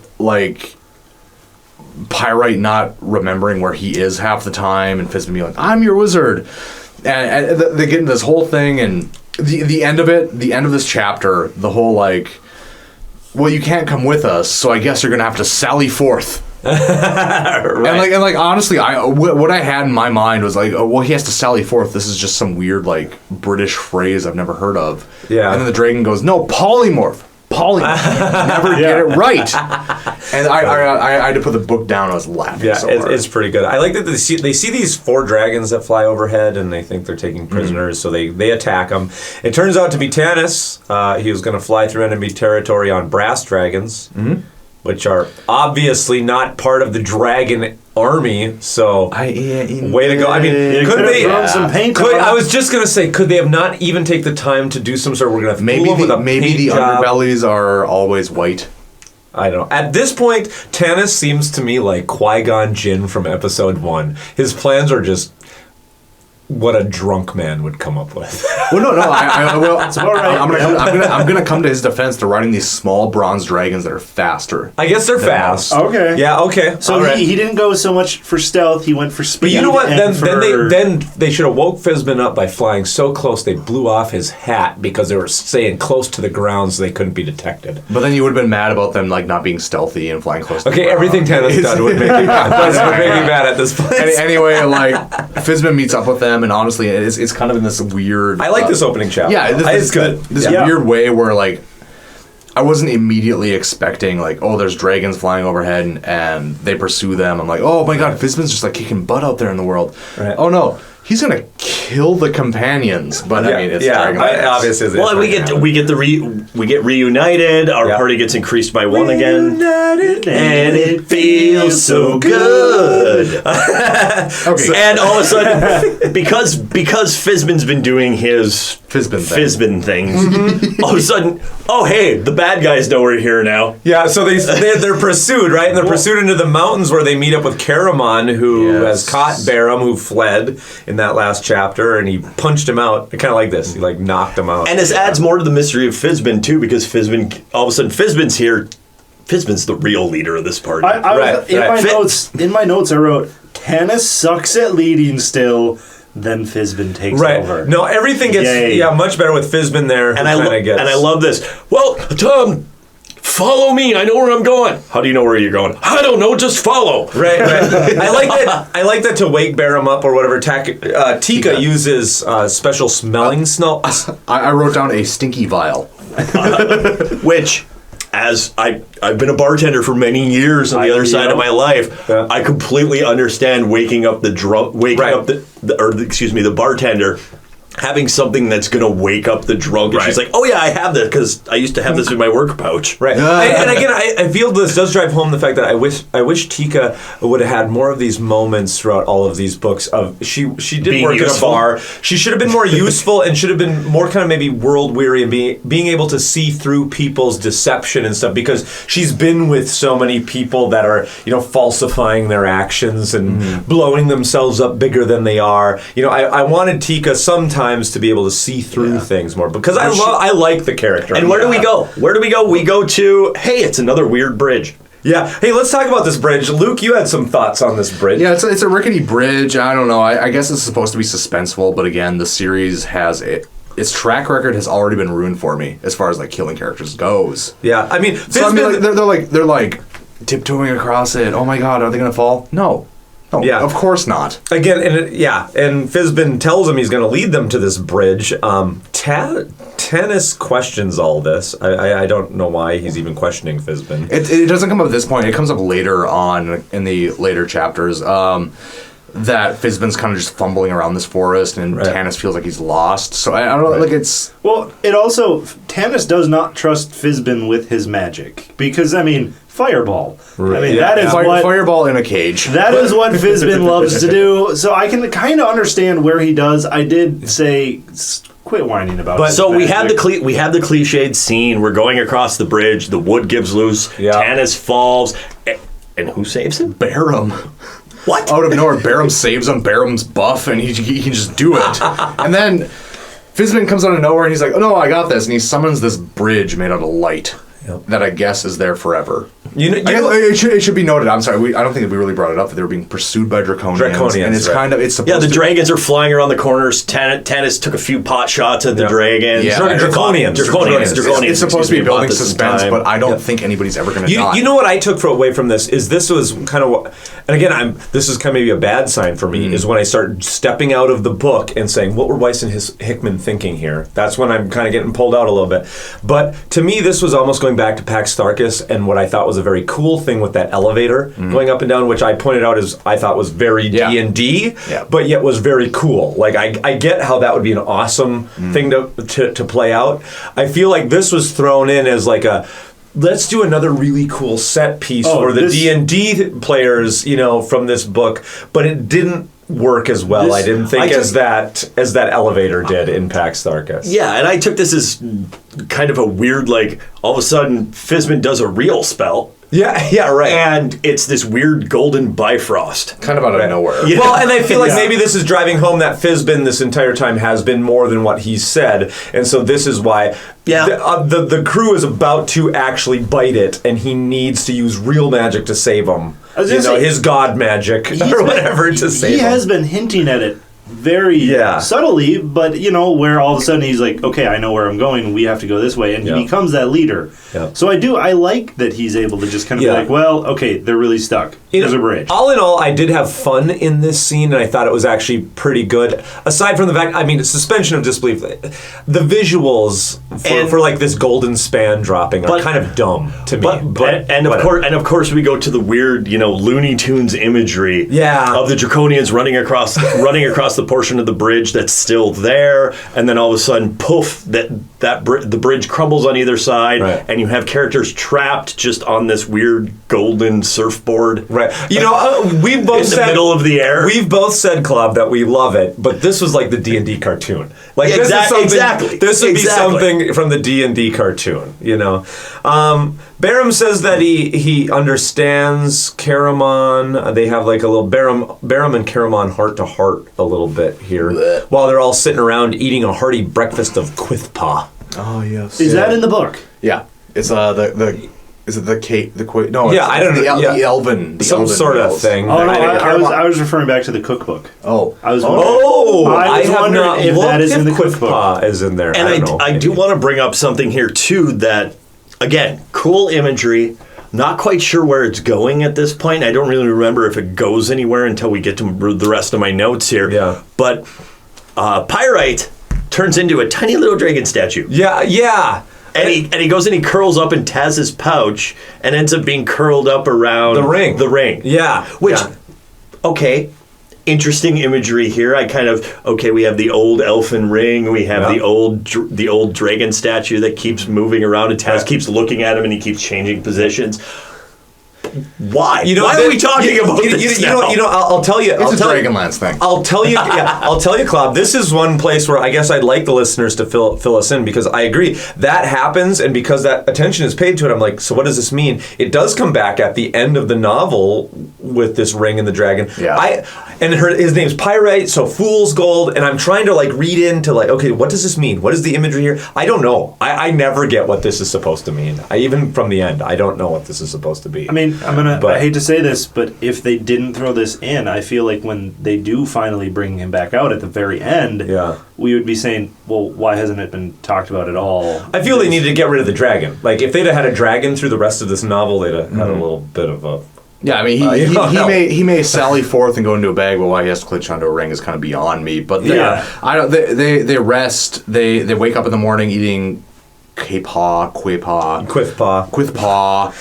They decide they have to go to... Yeah, and then Flint kind of has he kind of starts to have his chest problems. So what are you thinking, Luke? Because you're always the one that's famous for bringing up the Michael Scott thing. We have had a lot of time with Flint in this in this book. This book has had a lot of Flint time, they keep referencing his angina. Yeah, and angina. I can't take anything related to death in this book seriously. Right. Okay. Or the series. It has been, the track record's gone. Well, since I don't care. When Sturm was killed, I felt like, to me, once again, I'm stepping outside the novel. I'm sure they had a lot of both positive and negative fan reaction, but they had fan reaction, and so the callous part of me said they're going to kill another character. They have to kill another character. What we talked about in our last podcast, the publishing dates for these were too close together. Yeah, they didn't have time for. I guess they didn't have time. I'll buy it. Okay, yeah, I take it. I'll buy it. So we move to God's home. Yes. Well, yeah, we're getting towards there. This is where we get into Fizzbin, who's just kind of rambling around the forest. Tanis is getting pissed. This chapter felt. Taz all of a sudden thinks he knows where he's going. Yeah. Well, I guess him and his parents had been to God's home, but it's not the real God's home. There's another God's home that's not God's home. But that made no sense to me. Why is there two God's? No kidding. What is that about? Why does that have to be a thing? Don't tell us from other books. And I don't care why there's two God's. One is God's home. One is God's home. Yeah, I mean, to me, again, I don't care if it comes up in other things. This is just, you don't do this in an actual novelization where you bring up that's not the real God's home. There's two gods. Whatever. Who cares? This chapter's super weird. They're writing around Flint's death. There's something weird that happens at the end here. This is the big reveal, though, right? Tanis thinks Barum has killed Flint. So he sees red and runs up and stabs Barum, right? And the rest of the group runs up and he barely recognizes them through his rage. And I guess he's a leader who follows his heart. I don't understand him being upset. The writing felt weird. And then I don't know. What is this weird obsession with blood rushing in the head in this book? Yeah, I don't know. Oh, blood rushes to their eyes and their ears. Their lungs are rattling. Is nobody in this party in shape? Anytime anybody is running, their lungs ached as they were parched of breath. Just just have them run. Just have them rescue. No, it's Flint. Right. Flint dies. Flint falls over. Flint falls over. Barham's checking on him. All of a sudden, Taz goes, "He's doing something." Yeah, right. You know, in all honesty, though, Luke, for all the problems you're having with this chapter, I did find myself. This was a part that I was like, oh, you know, it was it was heart wrenching. This hurt me. Yeah, I felt actually really bad for this, and I actually felt I got the goosebumps when Fizzbin walks up, and Flint says, "I know you now." This entire chapter felt awkward and confusing. Wow, I agree with the beginning of this, and they force things through. But this last moment here between Flint and Fizzbin, I love it. I'm like, Fizzbin is here being revealed as the god. Well, and we have this.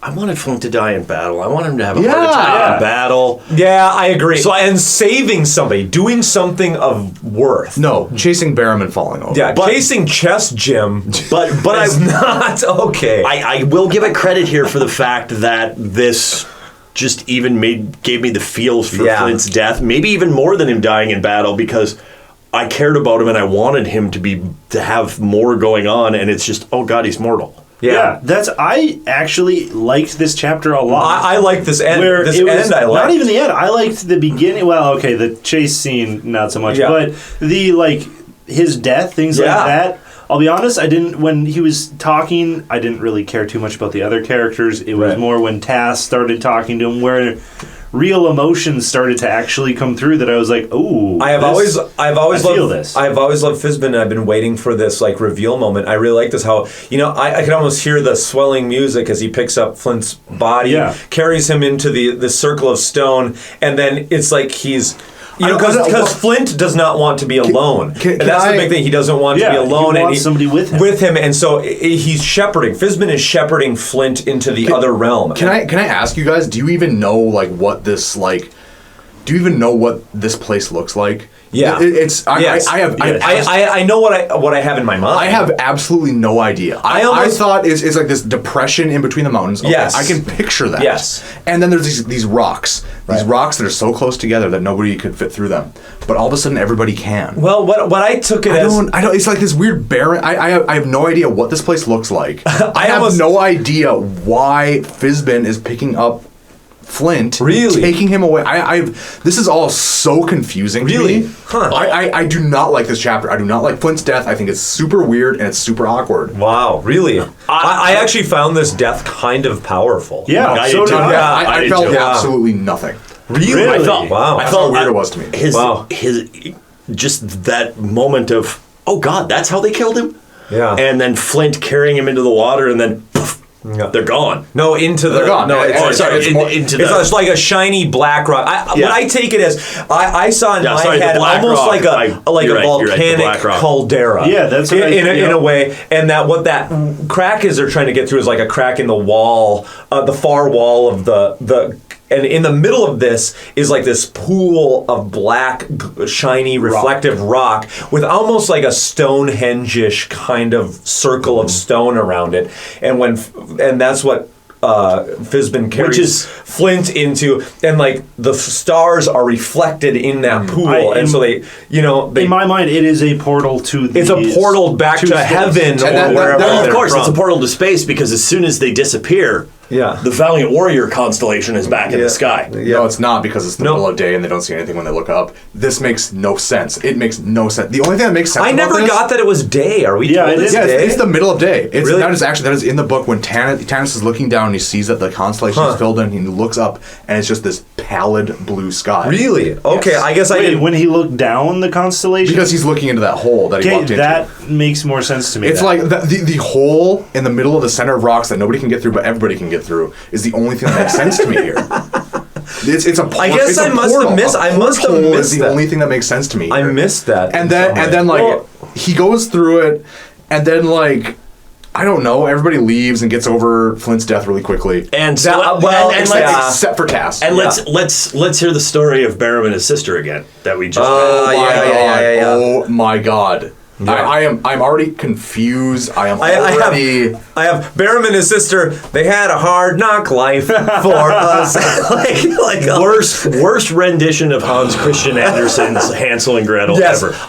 This stunk of Hansel and Gretel thrown in with what you'd brought up the first time. This is where in my notes I had put, this is the Genesis story. This is the story of Adam and Eve thrown in with Cain and Abel. And Hansel and Gretel. And I'm telling you, that's exactly what it is, because this is Hickman. I know this is Hickman, and I know that lots of this was outlined with his wife driving through 50,000 states as they made it their way out to TSR, right? Like, and I know this is fine as long as we didn't cover this in a prelude to this freaking book. I hate the way this series. I'm okay with this story. I love the fact that they're using that kind of. I like when books go back to ancient mythology, or ancient religious references and change them in some way, because those, I feel like Campbellian, Campbell's mythos kind of stuff, that those are the things that have the most resonance. Those stick with a person when you get back to those really stripped down archetypes. And you know what? It's been a while. But this is done a little bit too on the nose, where it's starting to feel Hans Christian Andersen. Yes. And so we go through this. We have this whole... I have to add something in there. Yeah. Because I actually... The first part of the chapter, I believe, I didn't care one bit. I liked near the end of it. Yeah. Because it went in depth. It went beyond the story we had already heard. I kind of agree with you, in Paul. my notes, it was... Okay, they could have just paraphrased what they had said. They explained why him taking the gem and killing his sister opened the door. Otherwise, his sister has never been explained. All we know is that his sister died before this. Do one or the other, though. Do the prelude there, or do it here in book 3 at the end. Don't do both, because you've already been repeating yourself so many freaking times. I don't think you'd actually be against this if they hadn't done it with almost every other story they've told. But it's a repeat. It's a repeat of nobody dying. It's a repeat of you repeating your freaking self. It's just because I actually like the repeat with more information. With way more information, talking about the sister specifically, and that she just do that the first time. I don't know. I'm angry at this book right now. It would have given us way too much information right away. I agree. I'm actually with Paul on this one. The first one sets up the mystery, and now when we're back here, this is the one that reveals that mystery. This finishes the mystery. This shows that, okay, here's the sister. She is defending everybody by sacrificing herself. Okay, so we move on here. Everybody, we go to a cave. We talk about Flint a little bit. I don't guess what, it's been a while since we've had a song. You know what? I'm gonna pull a weird little pivot on you guys. I like the Kinder Morning song.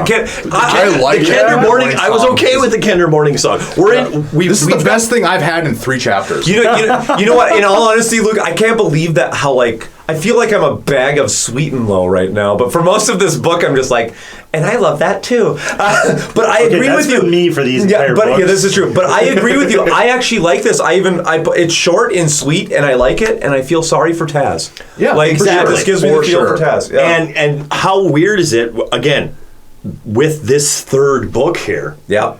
That we've now gone through 2 songs that we all agree that, okay, I can dig these 2 songs. Yeah. You know what? I think because they're taking them, Michael Williams, I don't know if they forced them or what, but they're shoving these. I think it's Michael Williams still writing these. But they're put in more, I guess, where they should be, instead of these weird little recaps at beginnings or endings or whatever they do. They're kind of more in keeping. Okay, so let's keep moving forward here. Chapter 5, Naraka. Yes. Naraka. I love this opening visual. It's floating citadels and thousands of soldiers and dragons, and it's like I'm hearing like the chanting, like evil monks Mordor. Chanting in Mordor, right? This is where I go, this would be a good movie. Like you need to make this into a movie. Yeah. And we jump into the head here of somebody we haven't had yet. Yeah. Of actually one of the bad guys, and kind of, soldier number 74 who's guarding the gate here. I like that. Which I have said they should have been doing for a long time. They have never jumped into just, soldier number 5's head. This is how you create a big feeling world, and that's exactly what they're doing. Well, and they do it, and they do it well. It's weird. It's Dragon Army politics that aren't bad. Right. That's I agree. It's good politics. And it made me understand, a little bit more with the, I like the the fleshing out of the little bit of politics with the dragon army here. It's just enough, I feel. It's just enough. And it does kind of remind me of, a lot of politics in the real world where everybody wants to get this meeting started. Everybody wants to go into town. Right. But we can't because the one dude has to show up first, and he's 2 days late. He's not an hour late. We can't go in and relax because this one jerk is 2 days late. We should say the Dark Queen has called a council of war. That's what everything is going on, right? And Tanis and Caramon are sneaking in. They're acting as officers. Everybody else is acting like prisoners. There's some terrible plan. It gets found out. Tanis just kind of hands himself over to Kit. At this point, things are actually so bad with some of Tanis's plans. You know what I'm visualizing here? Awesome visuals of all of the the floating citadels and stuff. And then when it flashes to Tanis and the prisoners, I see those green-faced guards from the Wizard of Oz. Oh my god! I feel like Caramon's sitting there swatting his tail back, I don't want to go in there. That's all I can see. I almost just spit my water over all of our computer and technology here. Tanis interrupts the parade of dragon lords and jumps on the back with Kit. Yeah, because she's hey honey, I'm back. Hey honey, they're mad at me about not having papers. Can I come with you? Yeah, sure. Screw my friends though. They can go to the dungeon. Well, I feel like Weiss and Hickman have done themselves a brilliant favor here, where they and it's not brilliant, but where they have underwritten or underfleshed out the story between Caramon and Kitiara, so that you don't really know who loves who or who's using who, so that can be used as a springboard for them to do whatever they want. Right? So Tanis can show up and just be like, hey Kit, it's me. And she's like, hey, jump on the back of my dragon. We're just going to see the queen. And we're left to go okay, after what he just did to you and all of the screaming you did in the last book, why isn't he beheaded? They've left so little that you can now pawn it off on anything you want. Oh, she still loves him. Oh, she's still this. Or, oh, he's this. Whatever happens between these two can be justified in any way because they've done so little with what actually is felt. I was really just jealous of Tanis being able to jump on the back of the dragon. I don't know. The end of this is just turning into trash, and I just feel like whatever happens. Well, and everybody gets hauled off to jail, and there's some weird, there's some weird sexual harassment of Tika. Yeah. That's not weird. I feel like that's the only thing that ever happens when Tika comes out. Well, no, I understand. She's got boobs. Yeah, I understand Tika is the MacGuffin for sexual harassment. It should be there, but there's that one paragraph where it talks about the Dragon Lords pawing at her that I'm... Draconians. Draconians. The Draconians, they're taking her to jail, and they're like, oh, look at her, and they start pawing she's her. curvy. Whack. Yeah, exactly. Again, I'm always going so... Tanis, what is your plan? We get into chapter 6. Tanis and Kit have a battle of wits. Tanis says he will serve Kit if she lets Laurana go. Tanis, why would that work? Yeah, why? Why would that work? You were Well, Kitiara even is she laughs at him. I don't even know. Which is very hurtful to him because he's like, well, I thought those were the best 4 boot scenes we ever could have had. Well, exactly, because it's Tanis... 4 days of boot scenes. 4 days of boot scenes. Because it's really Tanis, Kitiara, what are you to Kitiara? Besides this love thing, he's no bargaining chip.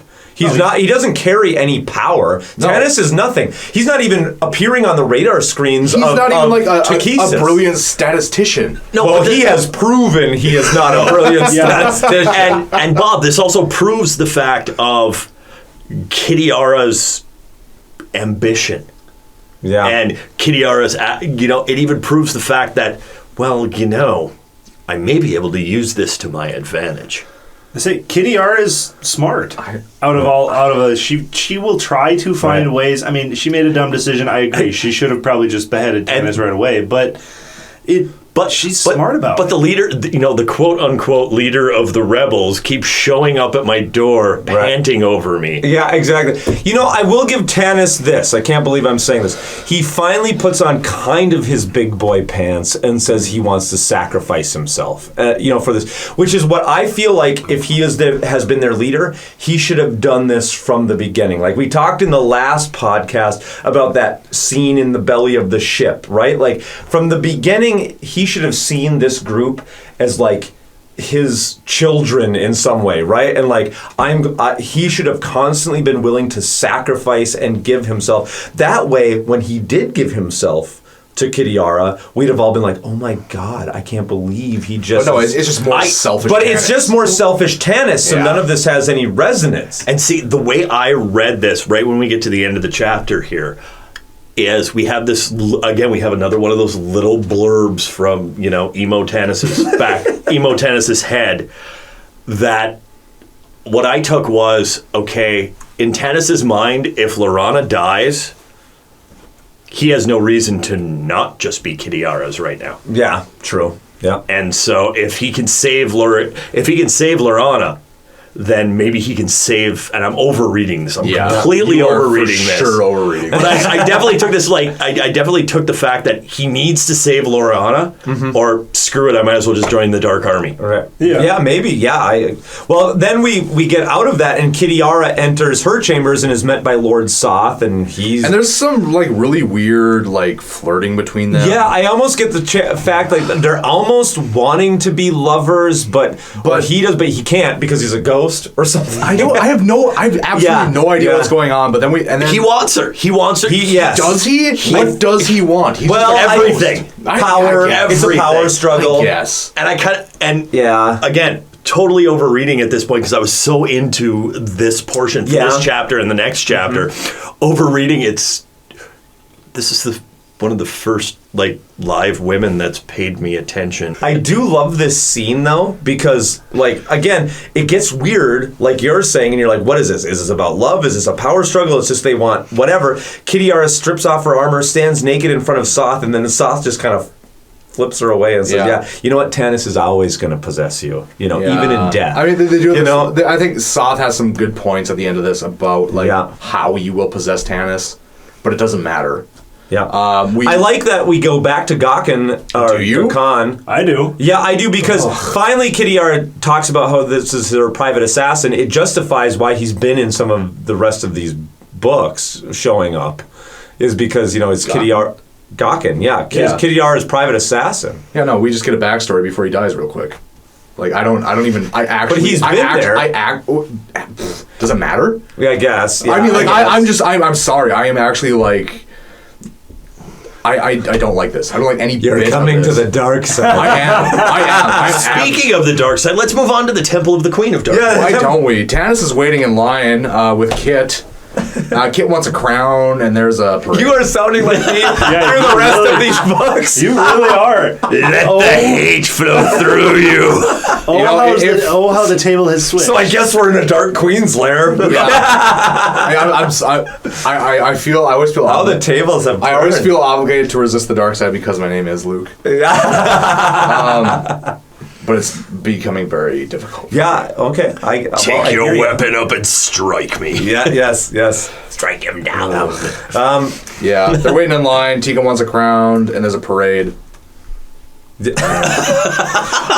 so we're down there. Caramon I am not wrong. I feel like I feel like all of a sudden Paul and I have switched sides because my right is now spewing that and my left is now spewing that. Exactly. It's like this isn't right. I haven't said it up until now, but I've actually liked this prison stuff with Tika and Caramon. I think Tanis's plan is complete horse stuff, right? But now that we're in it, I like what's going on in this prison, and Caramon is still playing it off that he is an actual officer. This really gives Caramon more of a story and shows that he's not just an idiot. Yeah, it seems like okay, he knows what he's doing. Right. He can be a mercenary. He can be smart. And then I love that Barum just goes absolutely ape and starts smashing guards and smashing their heads like melons and everything like that. And they eventually get out of this prison. I really like it. Gawkin shows up here and rips Barum's shirt open and exposing him as the Everman. I like this tension. I like all this stuff. Like, it felt very kind of throwback. It's like something I'd read in an old Conan comic from the 70s. Like they're in a prison and like, they just found out Barum is here. And, I liked this Maybe stuff. this entire thing just makes me feel like reading about Gawkin's backstory was a waste of my freaking time. It should have been done much earlier. Yes. This is not what you do in the climax of your novel. No, it's like literally... It's out of place. Literally 5 pages ago, you told me about Gawkin's backstory, and now Barum is bashing his skull into a stone And you're wall. pretty much ramping up into the climax. Yeah. They've always done this in these books where they start explaining mundane crap during the what should be the climax of a book. And it makes no sense to me, but... I don't know. Well, and Bob, Barum kills Gawkin, smashes his head, smashes his head like into the frickin' wall and the floor and everything else, and there's Gawkin parts everywhere. Tika gets something to do. Yeah, Tika kills a guard. I know. I love this. I love this. She should have been doing this much earlier. Yes. Yeah. Tika kills a guard.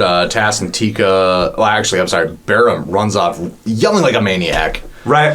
Tass and Tika split up from Caramon so that he can chase Barum. I feel like stuff is happening, but really slowly, and I don't feel a bit of suspense. I am going to take the exact opposite on this and say that I feel this is where the tension is ratcheting up. I have absolutely nothing. Really, because I feel this is exactly what they should have been doing, where you're splitting between 2 action-filled scenes of they're down in the dungeons, they're escaping, Barum's almost been discovered, and you've got Tanis standing before the Dark Queen, and this whole stuff about taking the crown, right? We're getting to this part about there's this crown of power that Ariakis wears. And we found out quickly that Toad was killed. Yeah. By a Kender.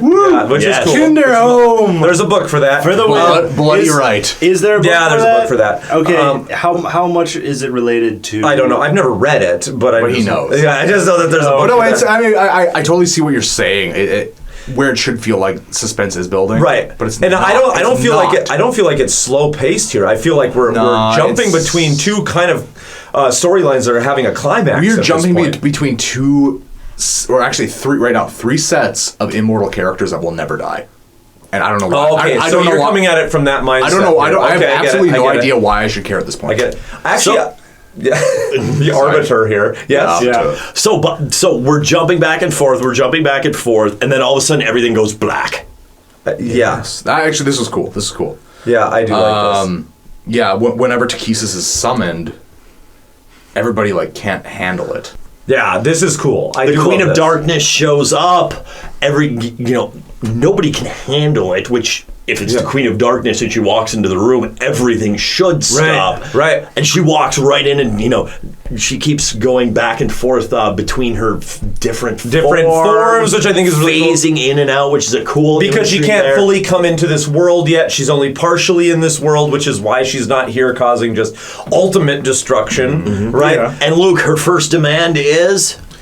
That Laurana be brought before her. Right. Bring out Laurana. She's wrapped up like a mummy in all kinds of gauze. Well, the Golden General, I should say that. The Golden General, which I love. Yeah, and we have these these next couple chapters have these weird parts where it's just people walking between thrones. What? Are you? What? Yeah, no, this is kind of awesome to me. Like you have this Dark Queen, right? Like at least the visuals in my mind. We have this impossible imagery being explained to us about these 5 thrones above everything with crowds behind them, with a hooded snake's altar in front of all of this, right before a floating dark void. I don't even know how to picture this in my mind. I guess I have a picture in my mind, and now listeners, we can't draw all this out, but I did have a picture in my mind as to what this looked like, and it was all working for me. No. At this, and I love me. the Queen of Darkness should be a void. Right. Yeah. But like once she's summoned, Like, I not thought- this, like even before she was there, it's like there's this dark gate where nobody can even see into it, and blah blah blah. Oh yeah, because her throat, you couldn't actually see her throat. Yeah, I know what you're saying. I mean, there's that. There's this. So we get the hooded snake. Just say cobra. Don't be weird. And then it's a lot. Whoa! Now I gotta back you up on that one. No, that's what I think is good that you do. You don't call it a cobra because that's what, like when you say like dolphin, that's what takes me out of this universe. Sometimes like elves turn into dolphins. I like when it's just hooded snake. Well, then do that uniformly. I guess so. No, You've it's already true. said dolphin. It's Say true. cobra. It's true. That's true. I mean, Fair. that's where I'm coming from. I'm sorry, Paul. What were you saying? I mean, I like when they do the hooded snake because then I can imagine anything I want. You imagine a cobra, I didn't. No. You know, things like that where it's I imagine a snake, but not specifically that. Snake in a black hoodie with bangs. Okay, so maybe it's because I've been doing way too much. I mean, for the last 4 months, we've been immersed in Dragonlance, and I am just full of art that I've seen from Larry Elmore to Keith Parkinson, right? I mean, and so it feels like stuff I have seen from them, and I'm just instantly getting really good dark visuals here. I can instantly see kind of with Takesis as this phasing out central piece and these different levels, where they're walking between. I'm really liking this. I guess, and I like the end of the chapter here as we go through and Kit asks for her favors. Mm-hmm. And this first favor that she's asking from the Dark Queen is put him in my army. Yeah, right.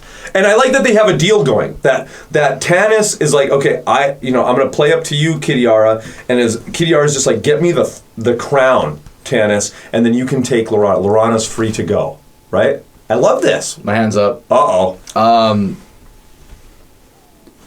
Kit never says that to Tanis. Kit never says anything about the crown to Tanis. I'm pretty sure anyway. I'm sorry. I don't. I guess I can't. Not like verbatim. Like get me the crown. Right. This is something that comes through Tanis' head as he's walking up there. Well, I feel it's like that's like the legend. It's a name of a chapter. Whoever controls the crown. Whoever wears the crown rules. Something about blood. Yeah. All we get here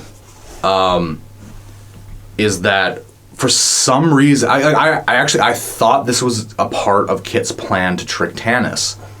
Was that I'm going to offer you to the Dark Queen as a commander, and because of that, she'll let you leave Lorana out of the city. The Dark Queen, why would the Dark Queen even give a crap about Tanis? That is what I want to know. I took it Dark as Queen doesn't give a crap. Why should she? I took it as but that's not actually that's not what's going on in this chapter. The Dark Queen doesn't care about Tanis one way or the other. But in order to he's just working with. I mean, Kitiara is the one who's there. She doesn't care. She's the god. Yeah, she doesn't care. But in order to be a member of the elite or a member of the officers or whatever, you have to go through this ceremony. Yeah, where she scans your soul. Yes. Yeah. She doesn't care. It could be Bob there. Right. It could be me there, which, by all means, if that meant I'm with Kit, I will lay down before get soul scan. Soul scan. All right. Which, if I'm going to agree with you that's on something, Luke, that's dumb, is I don't see how Tanis would ever get through a god scanning his soul. He would never I don't pass get that. He would never pass that. But what we've been shown about Tanis... He's been dark. Is he's betrayed all his friends. We don't really know. He's suicidal and betrayed all his friends. I guess maybe he'd make it. I didn't know which side he was on. True, maybe, yeah. With the soul scan, if he is truly in his heart of heart, soul of soul, going to give himself up to save Lorana. Yep.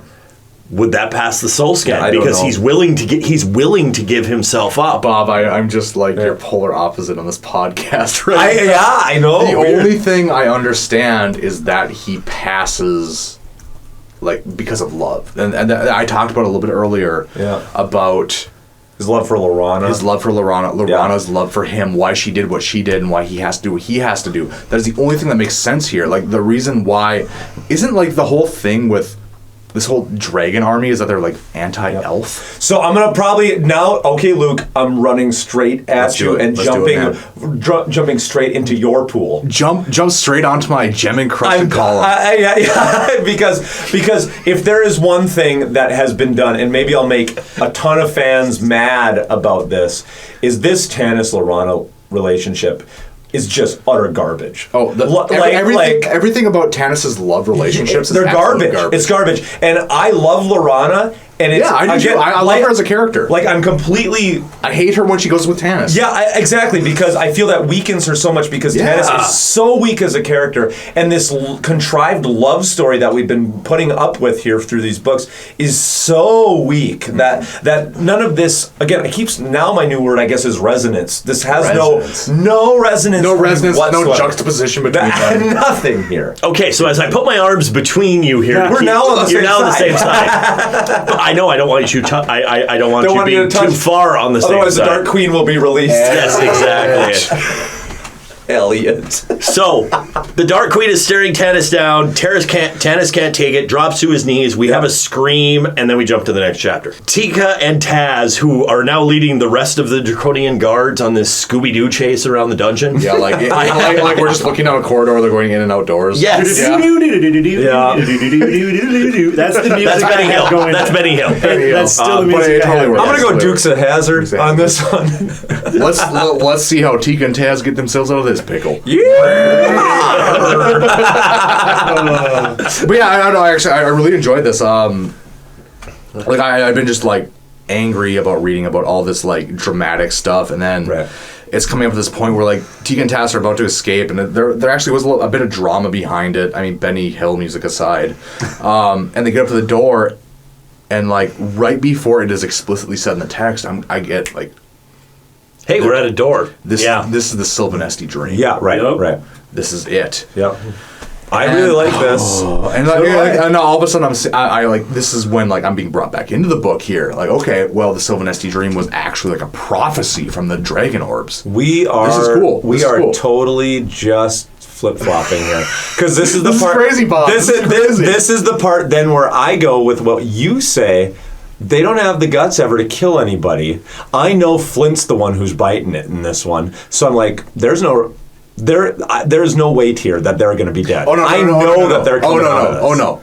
Yeah. I know they're not dying. Okay. But I think it's a cool callback. It is a cool callback. And I'm pretty sure like Flint's coming back. I do feel that the ties between book 2 and 3 are tight. For sure. They're very tight, you know. Well, so Taz fumbles at the lock.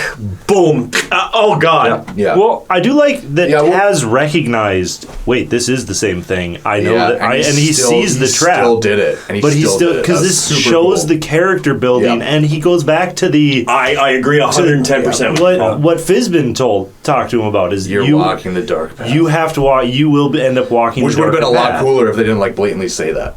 Like if it would have just been like a like mild callback to it, I would have like liked it so much more. I was so busy thinking about Reagan and Gorbachev back in that chapter that I didn't even. And exactly. So we now have come back. We were ragging earlier on Taz's character arc where where his friend got kidnapped, so he's bouncing around pickpocketing people. We get to something cool, and now we get to something with Taz where it's okay. You're more than a Kender. Yeah, I wasn't talking about that when it says something cool. And I like that. I like going back to that. You know how you build again in D&D, how you build a character and your flip-flopping around first level character isn't the same as your 8 or 9 or 12 level character. It's actually grown and actually has some more personality to it. Yeah. Okay. And I like this whole thing where we go back into the Dark Queen's chamber and Tanis is told by Kitiara that he's got to go and present his sword again to Ariakas. This is where I was coming from before, when it's a bunch of walking between thrones and this. Like, no, this part I like. No, it was cool. It was right. This part was super cool. Like at the end. Yep. But up until this, it's been like a parade of people up to a throne, another parade of people up to a throne. I get it. And then everybody's at their throne, and then Tika and Tanis come down to their throne, and then the Death Knight brings somebody out onto this like platform, and then Tanis is going to go up to another throne. It's like, I mean, like I understand that like formal proceedings can be boring, right? But I don't want like this repetition in a novel that I'm reading. Well, and I think it's weird because Ariakis wears the crown, right? Yes. And so Tanis is going to go present his sword and comes up with another one of his last-ditch weird plans that he doesn't know the outcome of, where he's going to just like run his sword through Ariakis. Which I thought I liked it. I was right, like dead on with him the entire time. Where he's walking up, like, what if I just stab him and I take the crown? That's a really good idea. And then like, oh no, there's a magic field around. Okay, can I just say that's stupid? Like I don't get stuff just appears out of nowhere. That's never been there before. Like there's Ariakis. Oh, he's got a magic field around him. That actually, you know, just what? to add just a layer of contrivance to it. It feels. I guess I don't know. I've played a magic user in D&D, and they just have that. You can. Well, I mean, everything's possible. It's a made-up world, but yeah, you can. I guess. I mean, but like they call spells out by name, right? So I have a feeling in this era. Yeah, there's probably a spell, or if you played Dragonlance, this would have been a spell you had. Blades, Rainbow armor, blade ward. I have a blade ward, a ward of blades, blade ward, something like that. That might have been a thing. Okay, anyway, so Tanis comes up to Ariakis, and this is like so cool. And this is like the point where I'm you know why it's cool is because it's Star Wars Episode 4, and Obi-Wan's voice, disembodied voice, whispers in his ear, "Drive it home, Luke." Do it. Do it. I was going strike. I will guide you. Use the Force, Luke. Yes, exactly. I will. Tell me this, Obi-Wan. Yeah, tell me this is not an Obi-Wan scene. No. We can't possibly get through that force field. It's too strong. No. This is a rainbow field. This is so cool. I mean, like he has this entire plan. We're just in Tanis' head. He has this whole actual plan. This builds. Well, I hope the queen accepts him when he grabs his crown and puts it on his head. This builds suspense because A, will that happen? Will somebody just murder him right away? Is he even going to be able to kill him right away? And then, oh my God, he has a shield. Like, but it's like after he has like started to like take his sword out. Yeah. Oh my God, he has a shield. What am I going to do? And he gets the whisper. The voice. Yeah. Stab him. I'll help you. And he's like, I think I'm going crazy. I think I'm going crazy. No, stab him. I'll help you. Who did you guys think that was? Oh, it's absolutely Raceland. Yeah, there's that's what I was joke. going with. No, there's no. Of course. No, yeah, everybody. Of course. But to Ariakis' credit, he tried. To Ariakis' credit, he gets stabbed and he punches Tanis down the stairs. Yeah, that's awesome. You know what? If I ever get stabbed in the heart, if I punch the guy who did it, like count that as a win. Yeah, that's a win. That is a win. Like he's just like I think it even says in the book, just through sheer force of will, stands back up and punches Tanis. Yeah, I love it. So good. And I have been waiting for this scene for a long time. Somebody punch Tanis! Somebody punch him! All right, chapter 10, whoever wears the crown rules. But we've had all these trumpets sounding, so I'm thinking Caramon and Barum set off some sort of alarm, but I don't know what this alarm is. Raceland says that they tripped the alarm. Yeah, the thing that happened right before the trumpets went off was that Caramon went through like a cobweb and freaked out about spiders. That was the only thing that made sense to me. So that must have been what it is. I think it's because they entered the chamber, right? Where finally this pillar from the beginning of the book is, right? So it's been booby-trapped. Caramon and Barum encounter some draconian babies. I actually kind of like this. Piranha babies. I thought this was kind of weird and atmospheric. I mean, we did this as our opening. The dragons are in the water and they're trying to chew through their legs. I thought it was kind of cool. I'm thinking Compies from Jurassic Park. Yes. Jurassic Park. That was definitely where it was. Yeah. And out of nowhere, all of a sudden, there's a wild Shrek. And Raceland's there, of course. It's Raceland. Come on. Yay! But he's in black robes. Dun dun dun. Okay, again, the front of the book. I got nothing here, you guys. I know there's some drama in the audience chamber. Tanis. Well, I mean, we did this. Tanis is holding the crown. Yeah. And Soth is standing next to him, who could just Tanis. Actually, this was super cool. He's like about to do it. Kitty R calls him off. Mm-hmm. And then, like, Soth, he's walking down and Soth kind of whispers in his ear, like, "You're in charge." Yeah. Like, he just, like, he's not totally on Kitty. And there's this weird, like, and again, I know she's a bad girl. I know she's, she's a power-hungry woman of the day. Monster of the day. But how cold is it to, like, for her talking to Tanis at this point going, we'll rule the world together. Oh, and you can keep Lorana as a plaything. I love this part. Okay, I gotta read you my notes, Klob. Okay. Yeah. Klob, I gotta read you my notes because I put, Tanis brings her the crown and says she'll give him anything. Tanis feels her body trembling. I put Klob is heavy breathing. Because that's my girl, man. That's my girl. She says they will rule together both day and night. And I'm like, Klobuchuk is liking this part of the book. You know what my problem here is? They're both wearing armor. Tanis is about to walk out safely with Lorana, but I guess... Well, Tanis puts the crown on his head. He puts the crown on his head. Yeah. And he's like, I'm going to walk out of here, and then... But which I love. I love this moment. We're kind of flippantly going over this. Tanis puts the crown on his head. I'm like, oh, wow. But this is a dumb plan, but, like... At least he has a plan. At least he has one, and I love this. I'm like, because I'm all giddy. Like, what's going to happen? Yeah. Either he'll pull this off, or he'll get horribly killed. Yeah. And I don't care which. And I'm not sure why he hasn't been, like, just stabbed to death. I don't either. He has no... Soth, I don't know why Soth is not killing him. Yeah. But he does. I just went magic crown.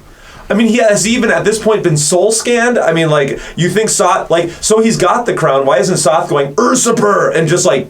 running him through? Like, I don't get why he's not dying, but I love that he's got the guts to put the crown on. I think Soth actually has the hots for Lorana, or I'm sorry, not Kitiara. Right? Yeah. And because she said don't, he won't. Oh yeah, true.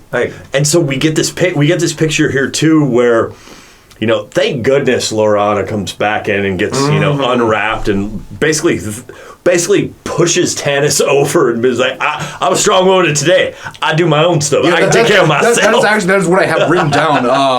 Tanis is about to lead him and Lorana to safety, but Lorana is feeling sassy and would rather die. But you know what? I like that. I wish Lorana would have gone farther with this, because I love that Lorana is not going to take it from Tanis. She's an elf. She doesn't like death. Self-preservation. This doesn't make sense. Is that a holdover, though, from, like, elf nature from D&D? I mean, no. This is a big thing in Dragonlance. This is not a D&D 3.5 thing that I know of. It's not jumping off. It's not jumping off a building. It's not committing suicide. Lorana's not going after suicide here. She's walking into a group, like a massive crowd of Draconians and Dragon High Lord commanders. But this to me almost goes into a Spock kind of preservation of life. Like, you are holding me over an entire continent right now, and this is why we're losing the war. I don't know if she knows that or not, but, like, it is better that I die and no longer be a pawn for everybody and save the lives of millions. And you know what? I don't need a man saving me. I don't need no man saving me. Let's bring it back. Let's bring it back to when she was captured. Why does it matter that she's captured? I agree. This is a big problem for the entire book. We have gaping holes. Problems for gaping holes. Well, this book is Swiss cheese. I mean, it's just holes everywhere. I mean, I agree. But it wasn't at the start of it, and I'm really mad about it.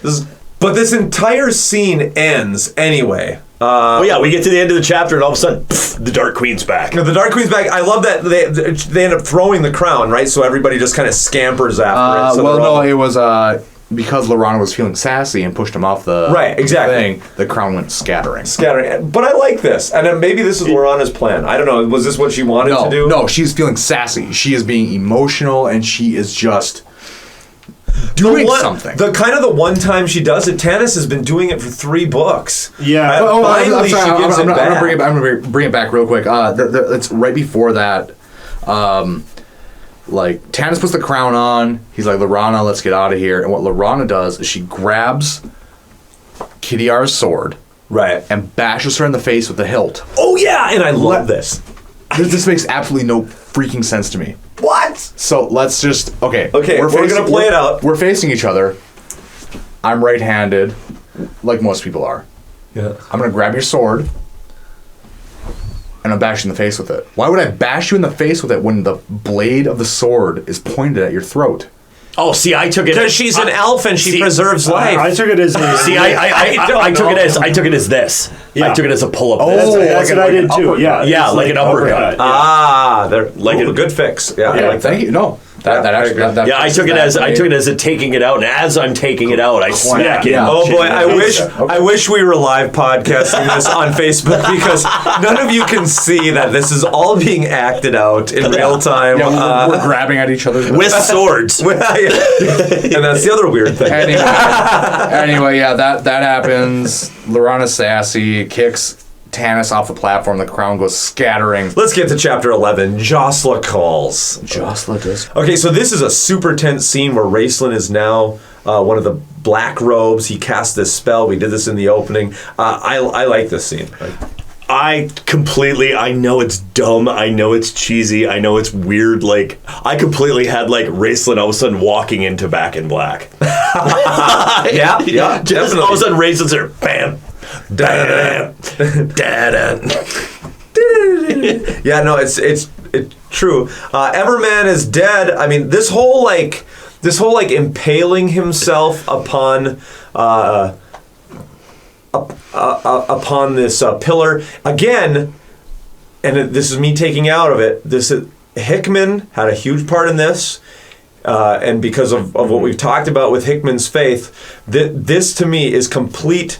In some ways, Christ analogy or Christian metaphor of to rectify, to get rid of the serpent, to bridge that gap of death and what has happened to this continent. Blood must be shed, and so Barum sheds blood upon not a tree, but upon a pillar, right? And the shedding of that blood then like pushes the darkness away, like pushes it back, you know? And this is, again, Barum is almost, again, this Cain or Adam analogy, you know, original killer, original sin. Like, there is a lot going on here that Hickman has taken from his own religion and put into the book. And I'm not going to call it a negative thing. I'm not saying that as a negative thing. That's a positive thing. Again, going back to Campbellian archetypes, that is the stuff that has resonance. And now I'm going to gird my loins because here comes Luke. Okay, guys. I actually, I was gonna tell you guys, just let me know when you're done. Okay. So what I do is I read a chapter and I write notes immediately after. Right. I do the same. And I'm just going to read what I've written down. Okay. What the hell even just happened? Raistlin betrays Caramon again, but then he doesn't. As he lets Barum go. But then Takesis enters the world anyway in a triumphant roar. I legitimately have no idea what just happened in this chapter. Because none of this makes sense. Yeah. None of it makes sense. Yeah. Raistlin shows up. Oh, it's a good thing. I mean, I get like the kind of play on that. Like, oh, it's Raistlin. Oh my god, he's actually like for surely alive. Right. And he's going to save Caramon. No, he's not. He's going to blast him in the chest with a fireball for no reason, like you said. I don't get that. I don't get why he does that. Because he was helping Barum. Well, I think it's more to show Caramon he has the power. He has the power and he doesn't care. I think that's where it's coming from. Where Raistlin is sitting there going, okay, hi, brother. You don't need to worry. You know, it's kind of him saying you don't need to worry about me. I agree. Actually, Luke, now I'm going to jump now to your side. Although I like all the imagery, and I'm going, oh, clever imagery and throwback to religious archetypes. But I agree with you, Luke. Again, it goes back to my problem with this entire trilogy's structure. You have never set up in any of the other books why Takesis is here, how this has happened. If I'm sure Weiss and Hickman, now looking back after 30 years, wish they could change a bunch of stuff. You need to have teased all of this so when this moment happens, it is not a confusing mush. Because it is. Yeah, it is a confusing conglomeration. I understand the history of this trilogy and like I do take it to heart when I'm reading it, but I'm reading this for a podcast where I review science fiction and fantasy literature, and none of this makes any f***ing sense. So he falls. We have this weird shooting scene of both Raistlin and Caramon want to get Barum to the pillar, right? But Raistlin shoots Caramon. Then grabs Barum and pretty much throws him at the pillar. Listeners, I weigh in on this. Why Raistlin fireballs him? Because I agree with you, Luke. I don't know why he does that. I think it's to show his power. He's been showing his power this whole time. But not blatantly to Caramon. Caramon has still been... But why does he have to? Caramon continuously just wants to take care of him. I don't understand why he can't show power. Because his entire life, he has been taken care of by Caramon. And he wants to show he's a big boy? Okay, I can wipe my butt. Basically, he finally says, "I am free. I can wipe my own butt and get out of here." Okay, I'm just. I got the black robes on now. I can wipe my own butt. Well, that's why your robes are black. Okay, I'm completely just rethinking this as I'm trying to think of some justification to this scene. Good. Yeah, please. Yeah. Is there a portion here where it's Raceland trying to get Caramon to stand up for himself? Oh, no. You know what? I kind of like that. No, it looks like no. No, there is not, because if you subtract that scene from all of this, it still doesn't make any sense. Yeah. I mean, Raceland shows up, he freezes Barum in place, waits for like the Draconians to come down the hallway, and then he unfreezes him. And then he says, instead of fireballing Caramon, "I'm here for you," and lets him go. Why did you freeze him in the first place? Yeah. Why are you here? Why are you working with? I guess. Why he's working with the Queen of Darkness is probably explained in later books. But this shot. Well, because he wants the Queen of Darkness's power. But I agree with you, Luke. It's almost just like what you're saying, Paul. All of that only makes sense if it's an arbitrary power play. Of look at me like a whiny kid going, look at me, I can freeze this guy from what he's doing, I can fireball you, but I'm going to let it all happen. Yeah, but that would make sense if there weren't like 100 characters in the main party and we had time to delve into these twin brothers, the best two characters in this freaking trilogy. If we had time to dive into like the who twins, they are. like they will do in those twins. Like they will. They know, like they will. Because they know this is screwed up. They know that this is too much. They do. Yeah, so, they know it. So Barum.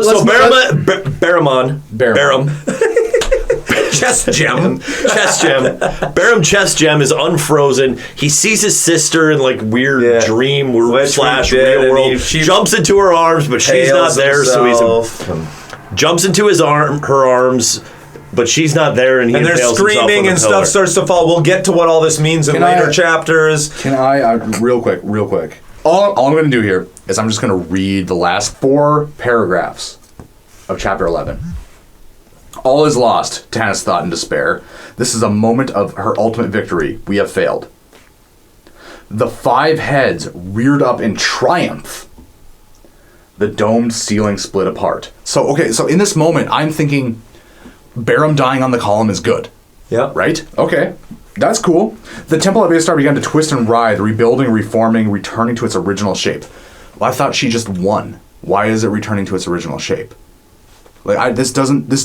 These last 4 paragraphs of chapter 11 have me so freaking confused. I'm going to argue for this. I think it is showing. Please do. It is showing that the god thought she won. Yes. She legitimately thought, so she was excited that her minion, her guy that she put in as a black robe to guard that door has won. Explain to me why she thinks that. I'm going to go completely back in there. I don't know that there's a good explanation for why she thought this. You need to. I'm going to throw it back to Hickman and why he is doing this. This is again a Christ analogy. I guess Christ has just died on the cross. Barum has just died. Satan thinks he's won. Yeah. Takesis thinks she has won. The veil is being rent in the temple and torn, right? And everything is building at this point. She thinks she has won, but no, she hasn't. Blood has been spilt, closing the chasm between for the original sin of man. Yeah, this is all Hickman's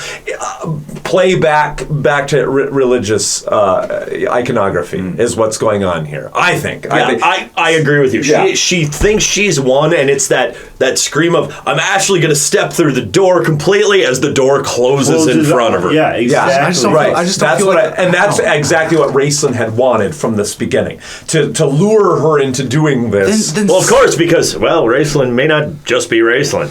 Exactly. Maybe, I don't know. You guys.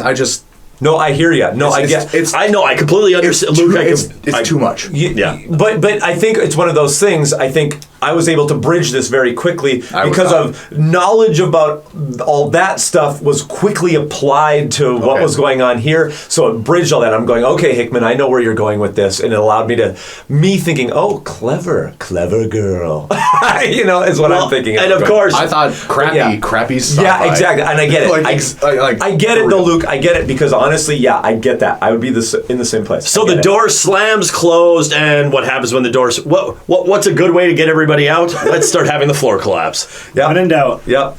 So all this collapsing is happening, and we do get this nice image. Wrestling, has his has the dragon arm again. This heartbreaking scene where Caramon is like, "Just kill me," and he goes, "No, I'm going to do this once." And you have the juxtaposition. Yeah, there we go. Of Raceland physically helping Caramon out. I like that. Yep. And then you have all this helping, right? Of like that is the only thing keeping me reading this book is the relation back to Dragons of Winter Night. Right. Yeah. This story has structure to it. And hey, guess what? Tika's not dead. Yeah, and then... Oh, wow. Yeah, we never thought that was a thing. And then Taz gets healed. Raceland's going to take time to heal him. Yeah. Not only is Tika not dead, just kind of bleeding. Yeah. But Taz can be saved. Their fake outs on death are pretty pathetic. I can't stand I agree. There is a comment here that I think we can all appreciate, though, is there is Raceland makes this one little paragraph comment about, "I'm going to save you all one last time."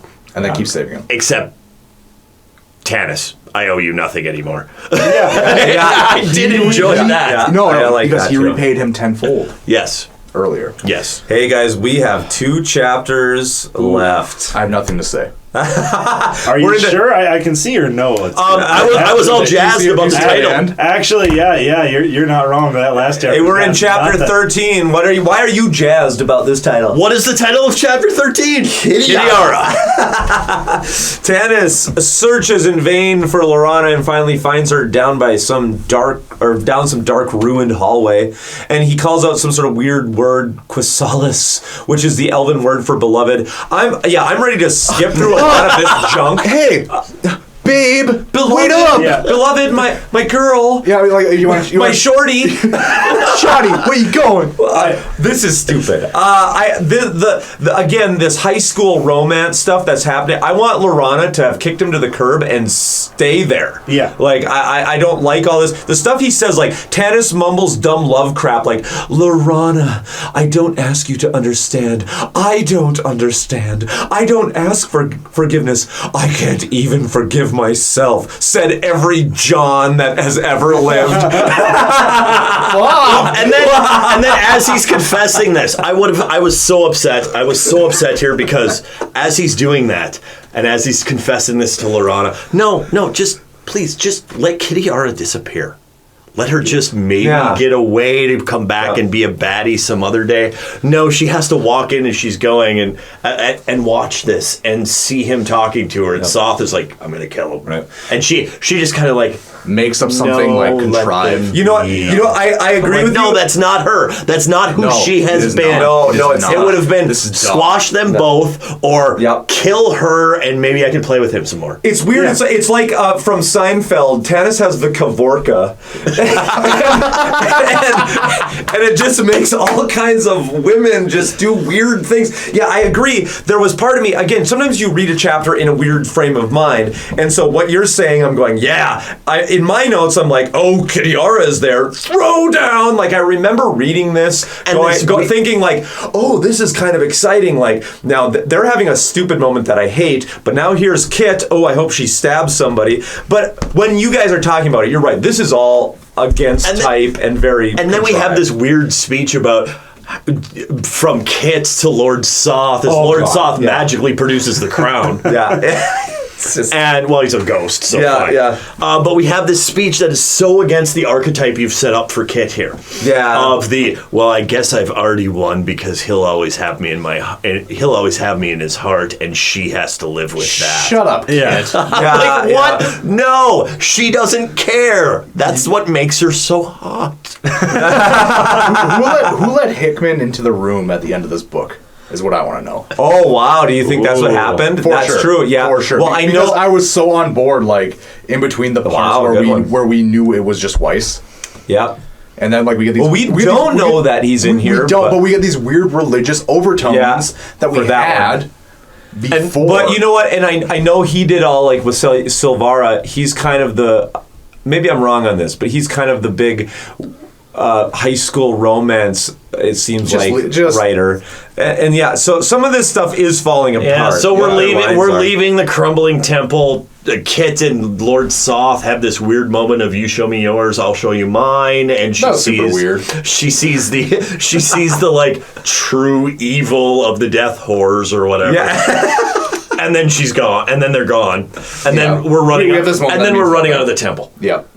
Yeah. Running out of the temple. Well, there is this weird thing from Kitiara. I mean, I guess I want to give Kitiara her last little lines here. She does say, "Farewell, half-elven. Remember, I do this for love of you. Now go." And there's like tears in her eyes. They talk about tears in her eyes. Why? Because, again, I think this is finally that cap on, so what does Kitiara feel about Tanis? She's in love with him. Again, they drive home that little sappiness at the end, which I don't really like. Let Lorana and then, because then Tanis kill her. Soth comes in and says that Tanis still rules Kitiara, and then she gets all hard again and says, "No, I think not." I mean, it's that typical movie kind of trope of I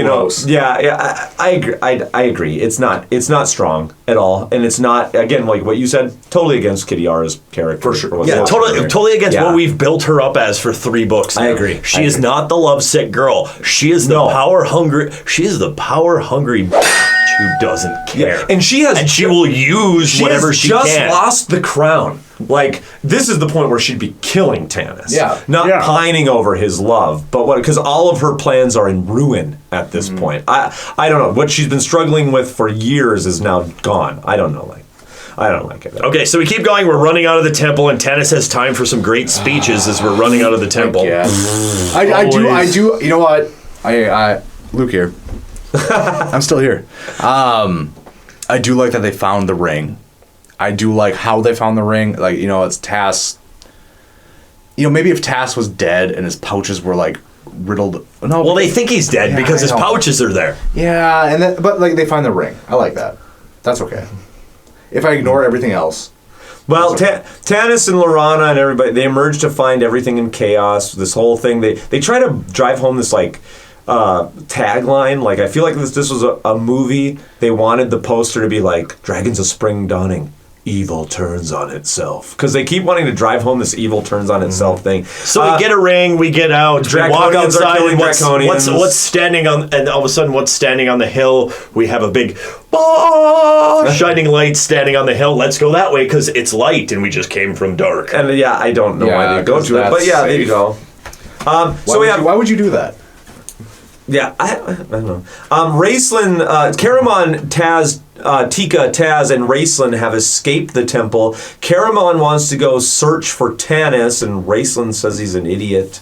Shows him that light. That's kind of their relationship in a nutshell. It's Fizzbin who ends up waiting around. And I like Raistlin's exit here. I do too. I like Raistlin's exit where he's on Cyan Bloodbane. Yes, he whistles for the dragon. Cyan Bloodbane comes around and everybody goes, "Oh God!" And he goes, "No, he's with me." Okay, did I tell you? And then that? just flies. No, it's cool. No, he's with me. wait. There's one part that happens here that makes me kind of ticked.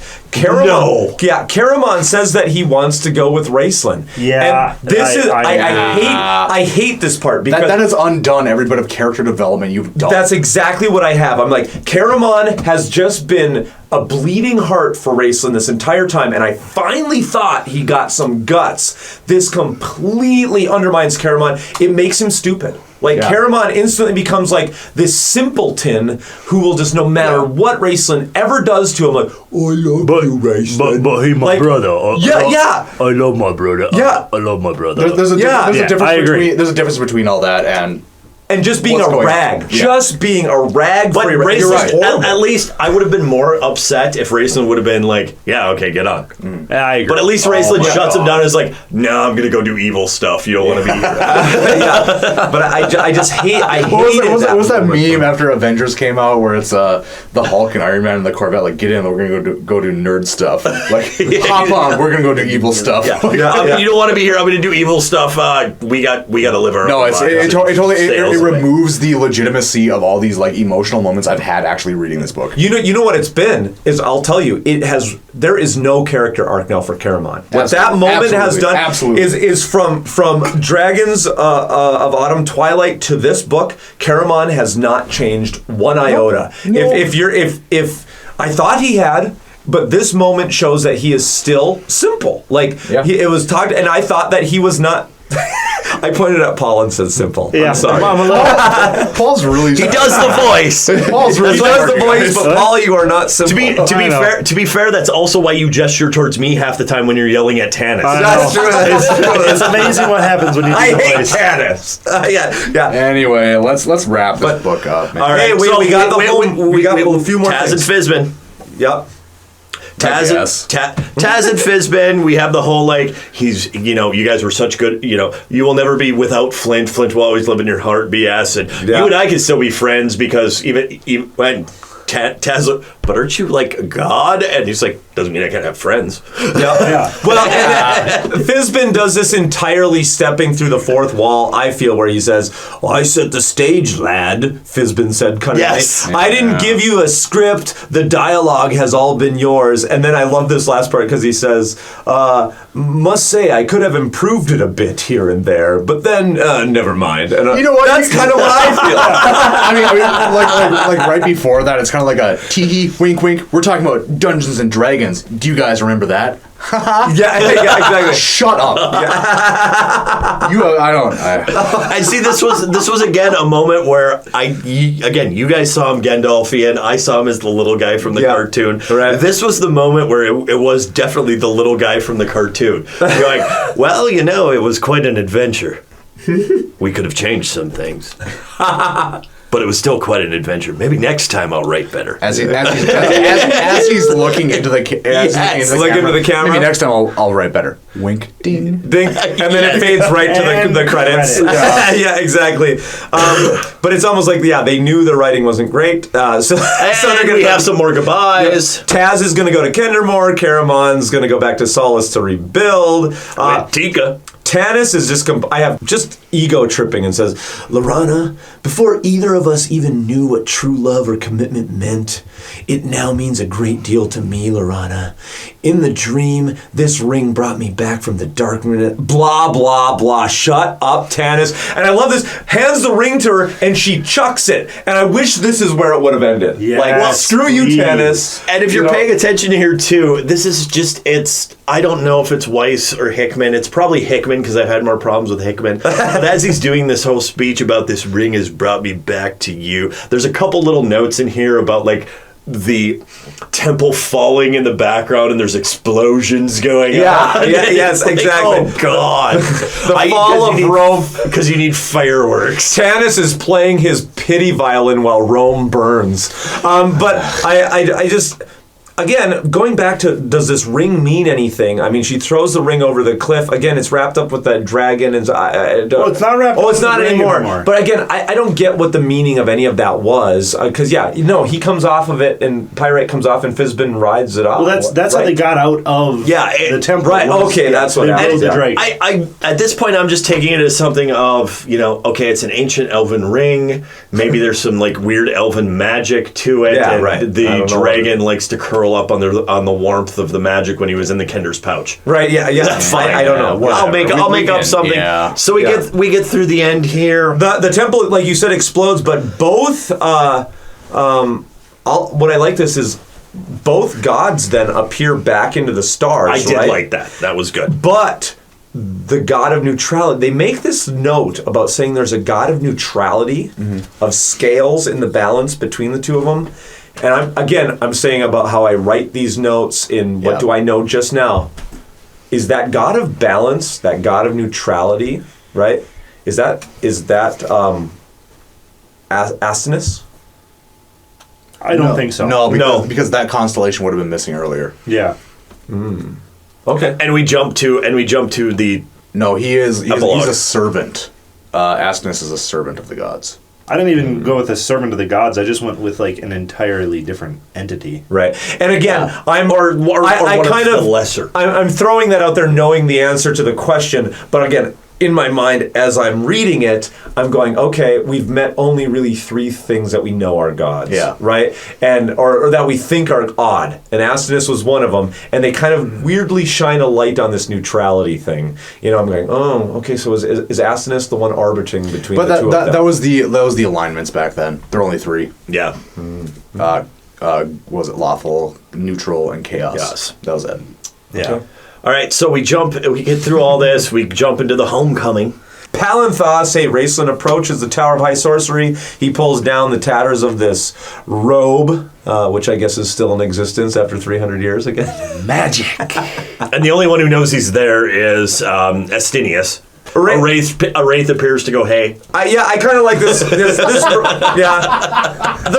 I don't mind this wraith thing. I just like Claw's description of it. That's Wraith says, hey. I mean, it's evil and cool. I mean, I don't know. It's evil. Okay. He's evil, but he's cool. It's evil and cool. I mean, I don't know. And of course, what would a Dragonlance novel be without ending on a poem called Raceland's Farewell? My notes just say, a poem from Raceland to Caramon. I tried. I failed.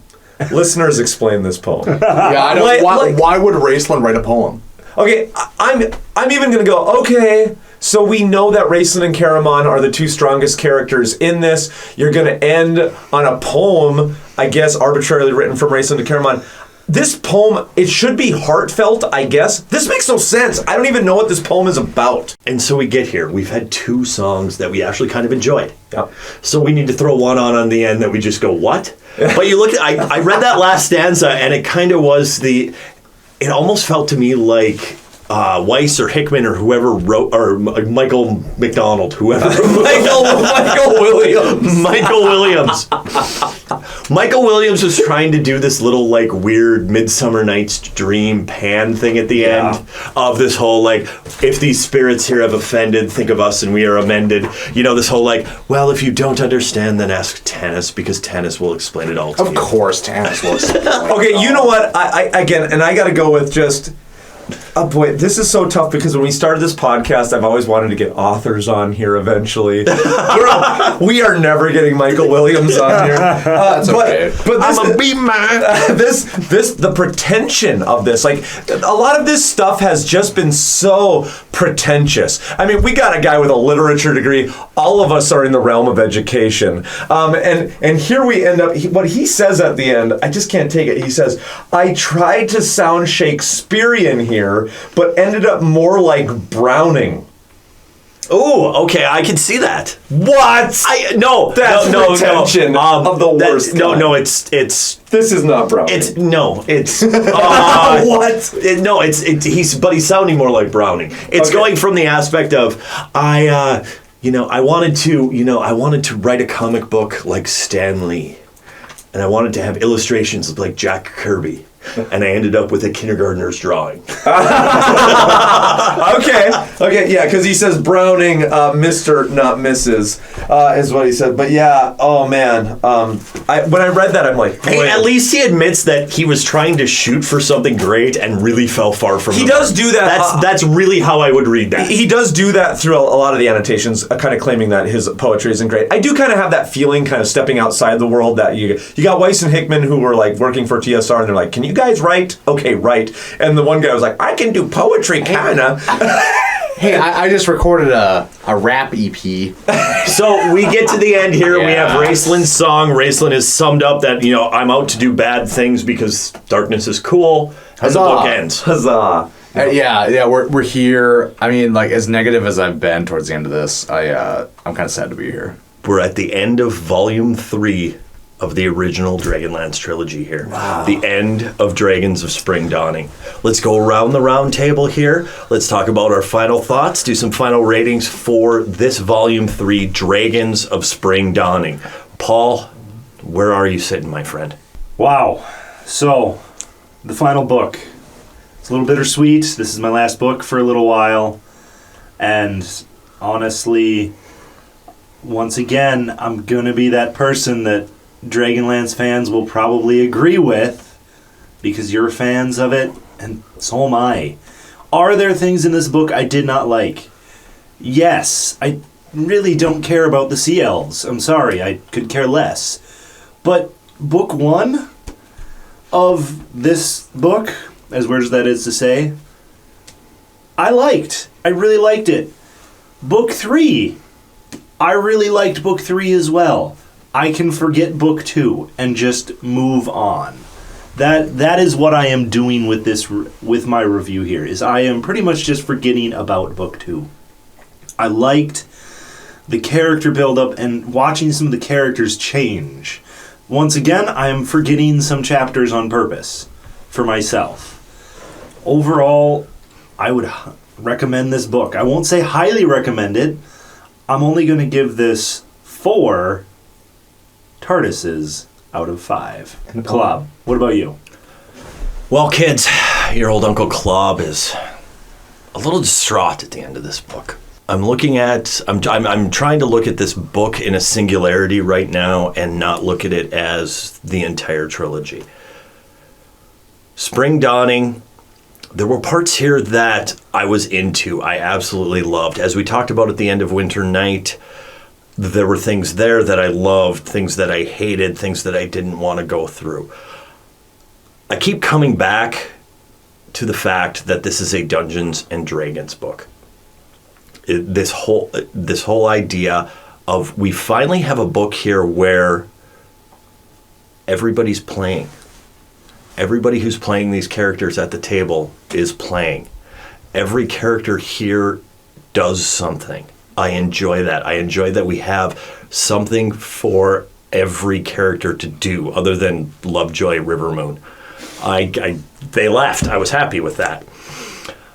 I'm looking at this third book here, and as I'm saying this right now, I'm looking at the cover art. And the cover art has, Raceland in his red robes, and Caramon, and then Tika in the back row in her sexy armor. And I just keep thinking that I liked the ride through book 3. I liked where things happened. I liked the fact that we got more character arc from a lot of the characters. The characters grew immensely in this book where they didn't grow in a lot of other books. And I like Raceland's arc here at the end, where Raceland is not who you want your hero to be, he's not who you want your protagonist to be. And a lot of his character growth took place not in the book. He just shows up at different times and, hey, stuff happened to me. And I'm kind of okay with that. And so as we look at Spring Dawning here, I'm going to go with 3 nights in Kitiara's hotel room out of 5. I'm choosing to ignore the last couple snippets of Kitiara and just go with her right now. Like I said, 3 out of 5 nights in her hotel room. Honey, I'm in. Give me a call. Luke, how are you feeling, my young Padawan? I don't know. Dragons of Spring Dawning, Volume 3. It started so strong. I cannot deny that. I was so excited to be in this book when we first started it. And it started on a peak and just dove downward for me. I said this in either our last podcast or the podcast before that. It's the ending of a story that will make or break it for me. It's broken for me. I got nothing. I would not recommend this book to a friend at all. Like, it's all these, you have all these strong character arcs coming into it, and they just get higher as you are in part 1 of volume. As you are in book 1 of volume 3. And they're getting stronger and stronger, and then they just nosedive. I don't know what happens. I don't know why it happens. But I mean, I can barely give it a 1 out of 5. Bob, why don't you take us out of here on a higher note? Wow, I can't believe that I'm the one that has to take us out of here on a higher note. This is so weird. Neither can we. You're all a little amazed. Bob, I will give you your moment to speak. Yeah. Go for it. The ending will, I said it before, it will ruin. Yeah. It will absolutely ruin anything for me. Wow. You have to tie it up. You have to do something with it. Yep. But Bob, get up on the soapbox. What do you got to say? No, I don't have a soapbox, believe me. I mean, I've always been the person who's been probably the harshest on these books. And I've continuously had so many gripes against not the characters necessarily in the book, and if it came across that way, a lot of times I found myself in Dragons of Autumn Twilight and Winter Night. The writing to me had so many problems that instead of interpreting what the characters were doing and being mad at character things, I was mad at writers and decisions being made. When I come to this book, Spring Dawning, so much of what I had griped about was fixed for me. I thought the narrative was tighter, the plot points were tighter. Like I'd said in the last podcast, I felt that there was other eyes that were on this, streamlining things. Spring Dawning to me feels like the tightest of the 3 books that we have read. And because it's fixed so many problems for me, I find myself now, instead of being angry at decisions being made on like a corporate level or within the mechanics of the book, I find myself just being angry with things characters are doing. I'm now in the book. And so for that, it's a much bigger thing. Luke, I hear you on the problems. For me, the big issues are, again, Weiss and Hickman have issues with realism a lot of times, yelling things on decks of ships. The elves are always a problem to me. They're always written poorly and are just kind of a boring part of the book. And I'm with you, Luke. At the end here, there are a lot of things that happened with Takesis and everything else that need to have been explained in earlier books that were not. But I thought this was the best narratively out of the 3. Caramon is a thing that should have broken it for me. For you, the Takesis stuff was the breaking point. For me, it was Caramon and the fact that he got no arc with that last little bit. But that being said, everything else has been such a high point for me. I am going to go with 3.5 glowing hair-encrusted chest gems out of 5. I reserve 4s and 5s. We have a lot of books to cover. I am reserving 4 and 5 for something that has a 5 is no issues whatsoever. I can't go any higher than a 3.5. 3.5. You had 3.5, Bob? 3.5 on this one. All right. Well, hey, let's close out talking about Volume 3, and I guess let's just kind of... Let's talk about the Dragonlance Trilogy. Dragonlance Chronicles Trilogy. What are our final thoughts? Well, it's very clear that all of us are in very different places at here. The end of this. Yeah. Well, actually, I'm sorry. I feel like I'm on an island and you guys are soaking up, on the shore of the continent. Let's talk about the entire trilogy. Yeah, because we should. I feel like if we can talk about the entire trilogy now, our final thoughts, maybe we can rectify some of that. Yeah, let's a little bit more free form here, though. Let's not just stand on. Yeah. I'll even start. All right. You look. One of the things that really kind of made. I recommended every book. I recommended every book at different levels. Yeah, you did. And a lot of what I'm thinking at this point, after reading the entire trilogy, goes back to what Paul has said throughout this entire thing. As Paul said throughout this entire thing, that he's reading this as a kid. Mm-hmm. He's trying.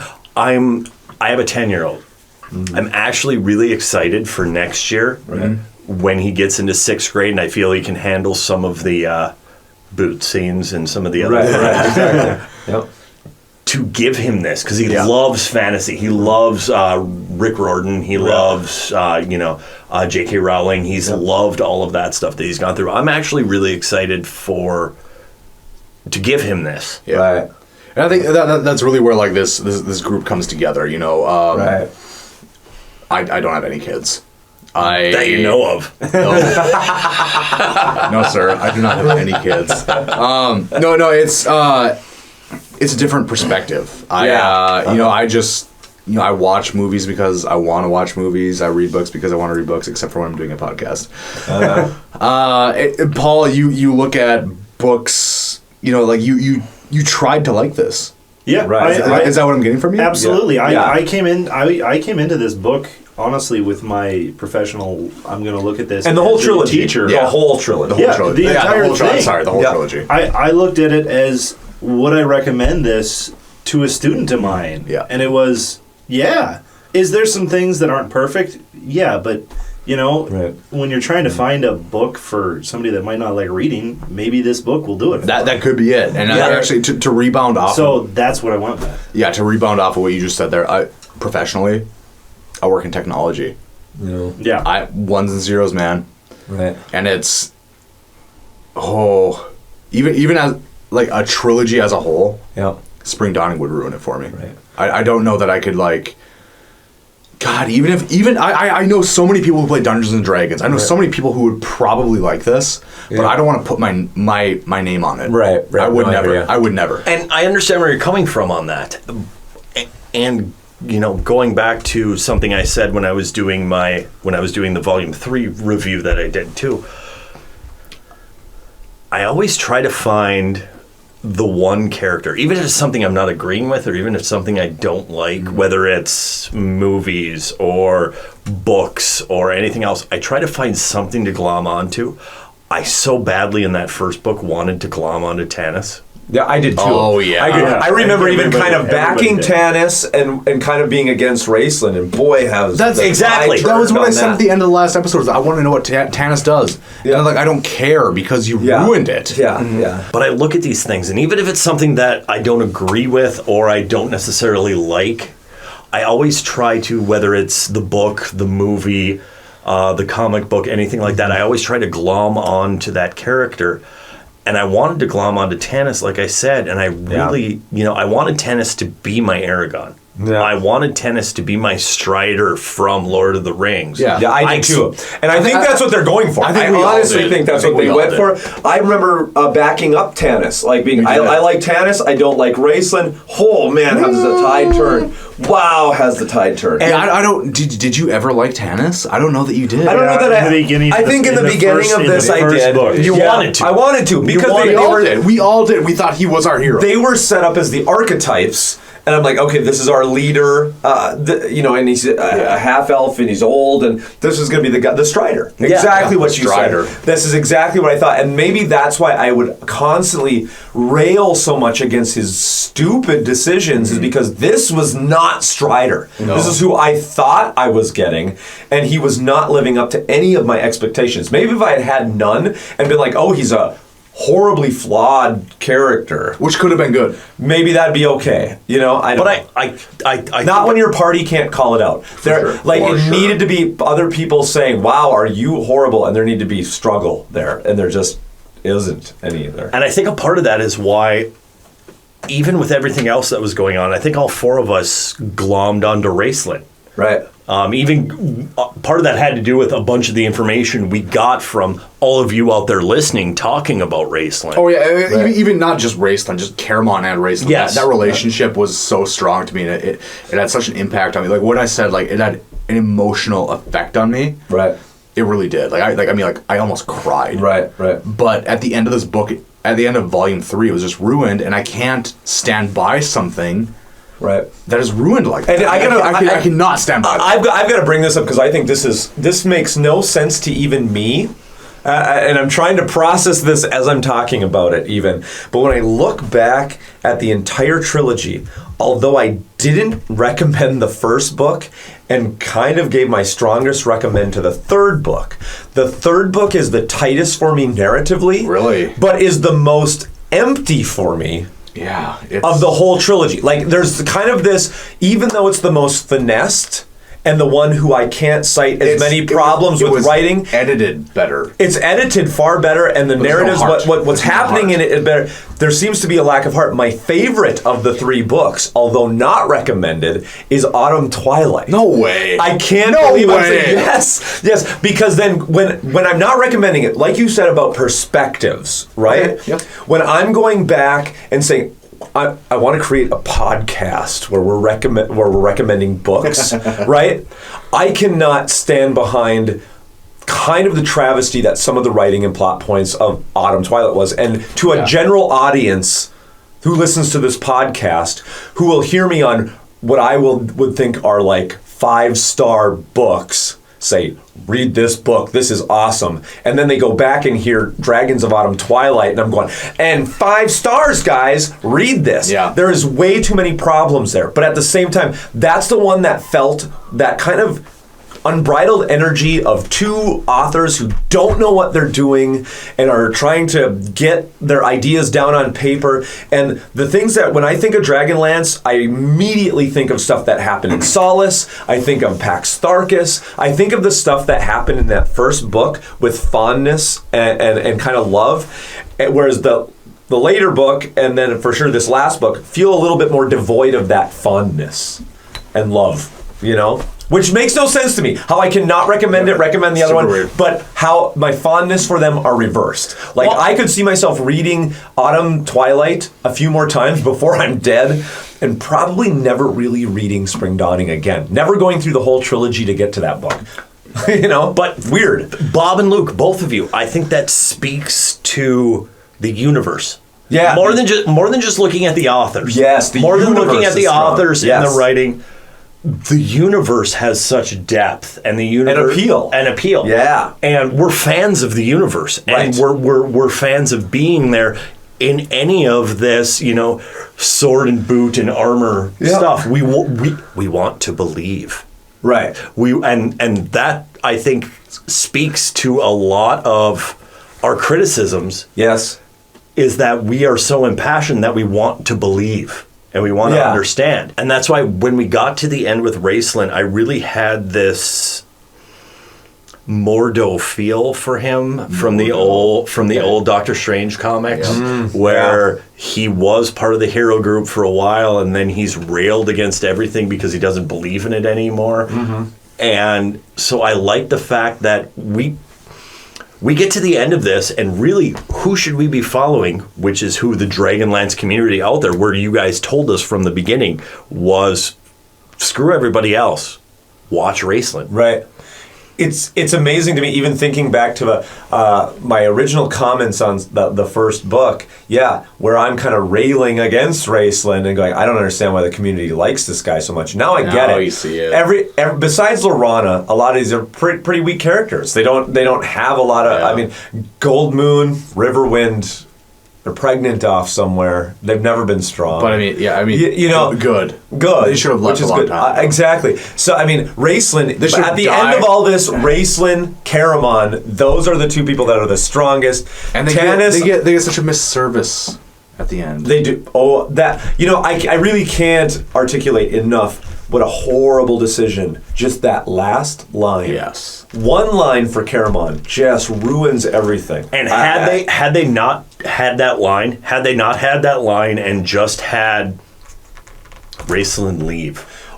If they would have flipped it and had Caramon saying, like, go, like finally stand up to his brother and say, you go and be this magician. I have her. Yeah, I have Tika. You are finally strong enough. I don't have to take care of you anymore. Yes. And that was a thing too. That would have been so good. Yeah. Now that you say that would have been so good. That is because he was just like, well, my brother needs me. And then like at the end, that was a thing. Like, I don't need you. Like, for sure, this is not the Sylvanesti dream, and I do not need you. Yeah. And then he just That's strength. And then Raceland's like waiting for him, like, well, let's go, Caramon. Yes. No, I don't need. No, I don't need you anymore. Yes, that would have. That would have completely changed. That would have fixed it all. You don't need me. And I think Luke, that would have changed. Yes. Sorry, do that again. No, you don't need me. There you go. And I think, Luke, that would have maybe not flipped your opinion, but at least would have. It was a big problem for me at the end of this book. It would have given it like one more point out of 5, which is because I'll tell you, defend it. I mean, listeners, write in your opinions. Yeah. But I mean, I feel like I don't know how you can defend that Caramon has any arc. That now strips Caramon of any arc. He is the exact same character, no matter what he's gone through. Same character from the first book to the last book. He has not changed. He is still pining after his brother. He slept with Tika. Yeah, but he doesn't. No, we don't. He doesn't remember it. But he doesn't remember it, so it never happened. Maybe if he would have remembered sleeping with Tika, that would have done something. Maybe, for him. Yeah. It would not. He would still would have had like starting low, going high and immediately going from high to low. Yep. That's not an arc. That's a cliff. Exactly. A character arc is not that you went through a bunch of stuff and had some ideas in the middle, right? Like you end at a different place than where you started. Yeah. Maybe this is one of Michael Williams's parabolas. We've just arced from the same place to the next. It's not good. Well, hey, you guys. We can sit here and we can just ponder upon the Dragonlance Chronicles, or we can talk about what's coming next. We can grow as a podcast. Yes, and let's have our own character arc. Yes, let's have our own character arc where we are actually going to kill off a character. Yeah, and we have the guts to kill off a character. All right, Paul.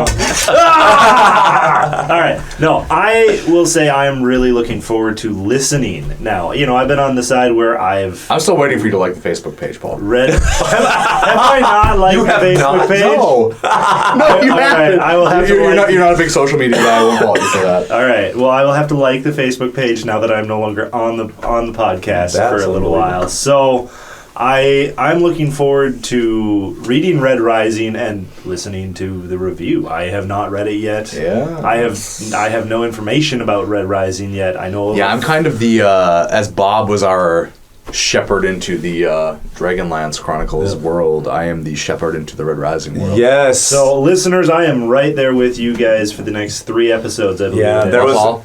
And don't worry, folks, boys and girls, because even though we're changing shepherds, your loving Uncle Clob will still be here for you. Oh yeah. Luke, Clob, Bob will still be here. We honestly, thanks, man. Thank you for coming and hanging out. Oh, it's been fun. It's been so great, much fun. Hey, Appreciate it. what? We have Red Rising coming up. Please, by all means, go to Facebook, go to Twitter, talk to us. We want to have that conversation with you. We've had some great conversations already using the social media. Yes. Let's keep that running. Let's keep that going. Even if you're brand new to any of these series, even if you're brand new to just listening to 4 guys sit in a room and ramble on about books. And thank you. Right. And thank you. Go to our website. Check out our calendar. It's going to actually even keep changing. We're going to project things all the way out till next Christmas. Yes. So we've got some big things coming. We started out with Dragonlance. We're going into Red Rising. We've got Philip K. Dick coming. We've got Robert Jordan. We've got a lot of stuff. We're coming back next summer to come back to Dragonlance, and then finally next Christmas. Oh, Bobby, you're so excited. I can't not say anything about it. Finally, Star Wars. We are going to do Timothy Zahn's Heir to the Empire trilogy.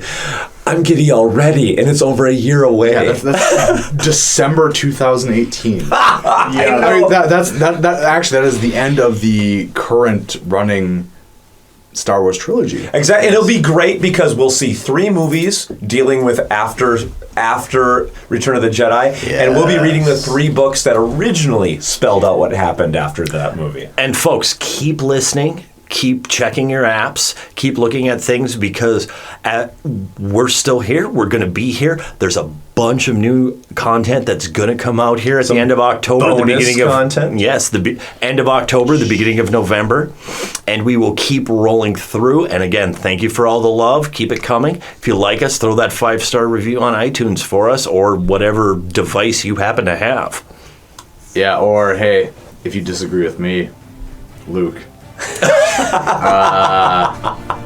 I love that you're in the position now. I have no idea what happened.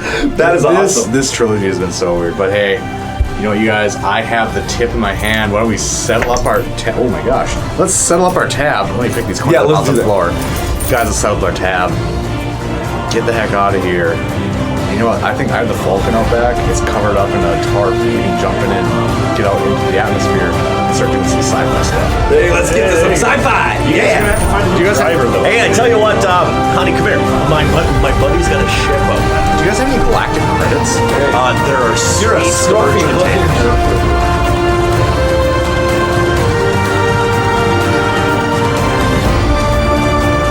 Thank you for listening to this episode of Dungeons and Dweebs. There's even more adventuring to be had at our website, dungeonsanddweebs.com. We would love to hear from you. You can email us at dungeonsanddweebspodcast@gmail.com. You can also find Dungeons and Dweebs on Facebook, Twitter, and YouTube. Find all those links at dungeonsanddweebs.com. If you enjoyed the podcast, please help spread the word by leaving us a 5-star review on iTunes. The music for Dungeons and Dweebs is Fatal Fight by Royalty Free Kings and can be found on their website, royaltyfreekings.com. Dungeons and Dweebs is a Tim Gilbert media production. Copyright 2017. All rights reserved. And no part of this show can be reproduced, repurposed, or redistributed without the express written permission of Tim Gilbert Media.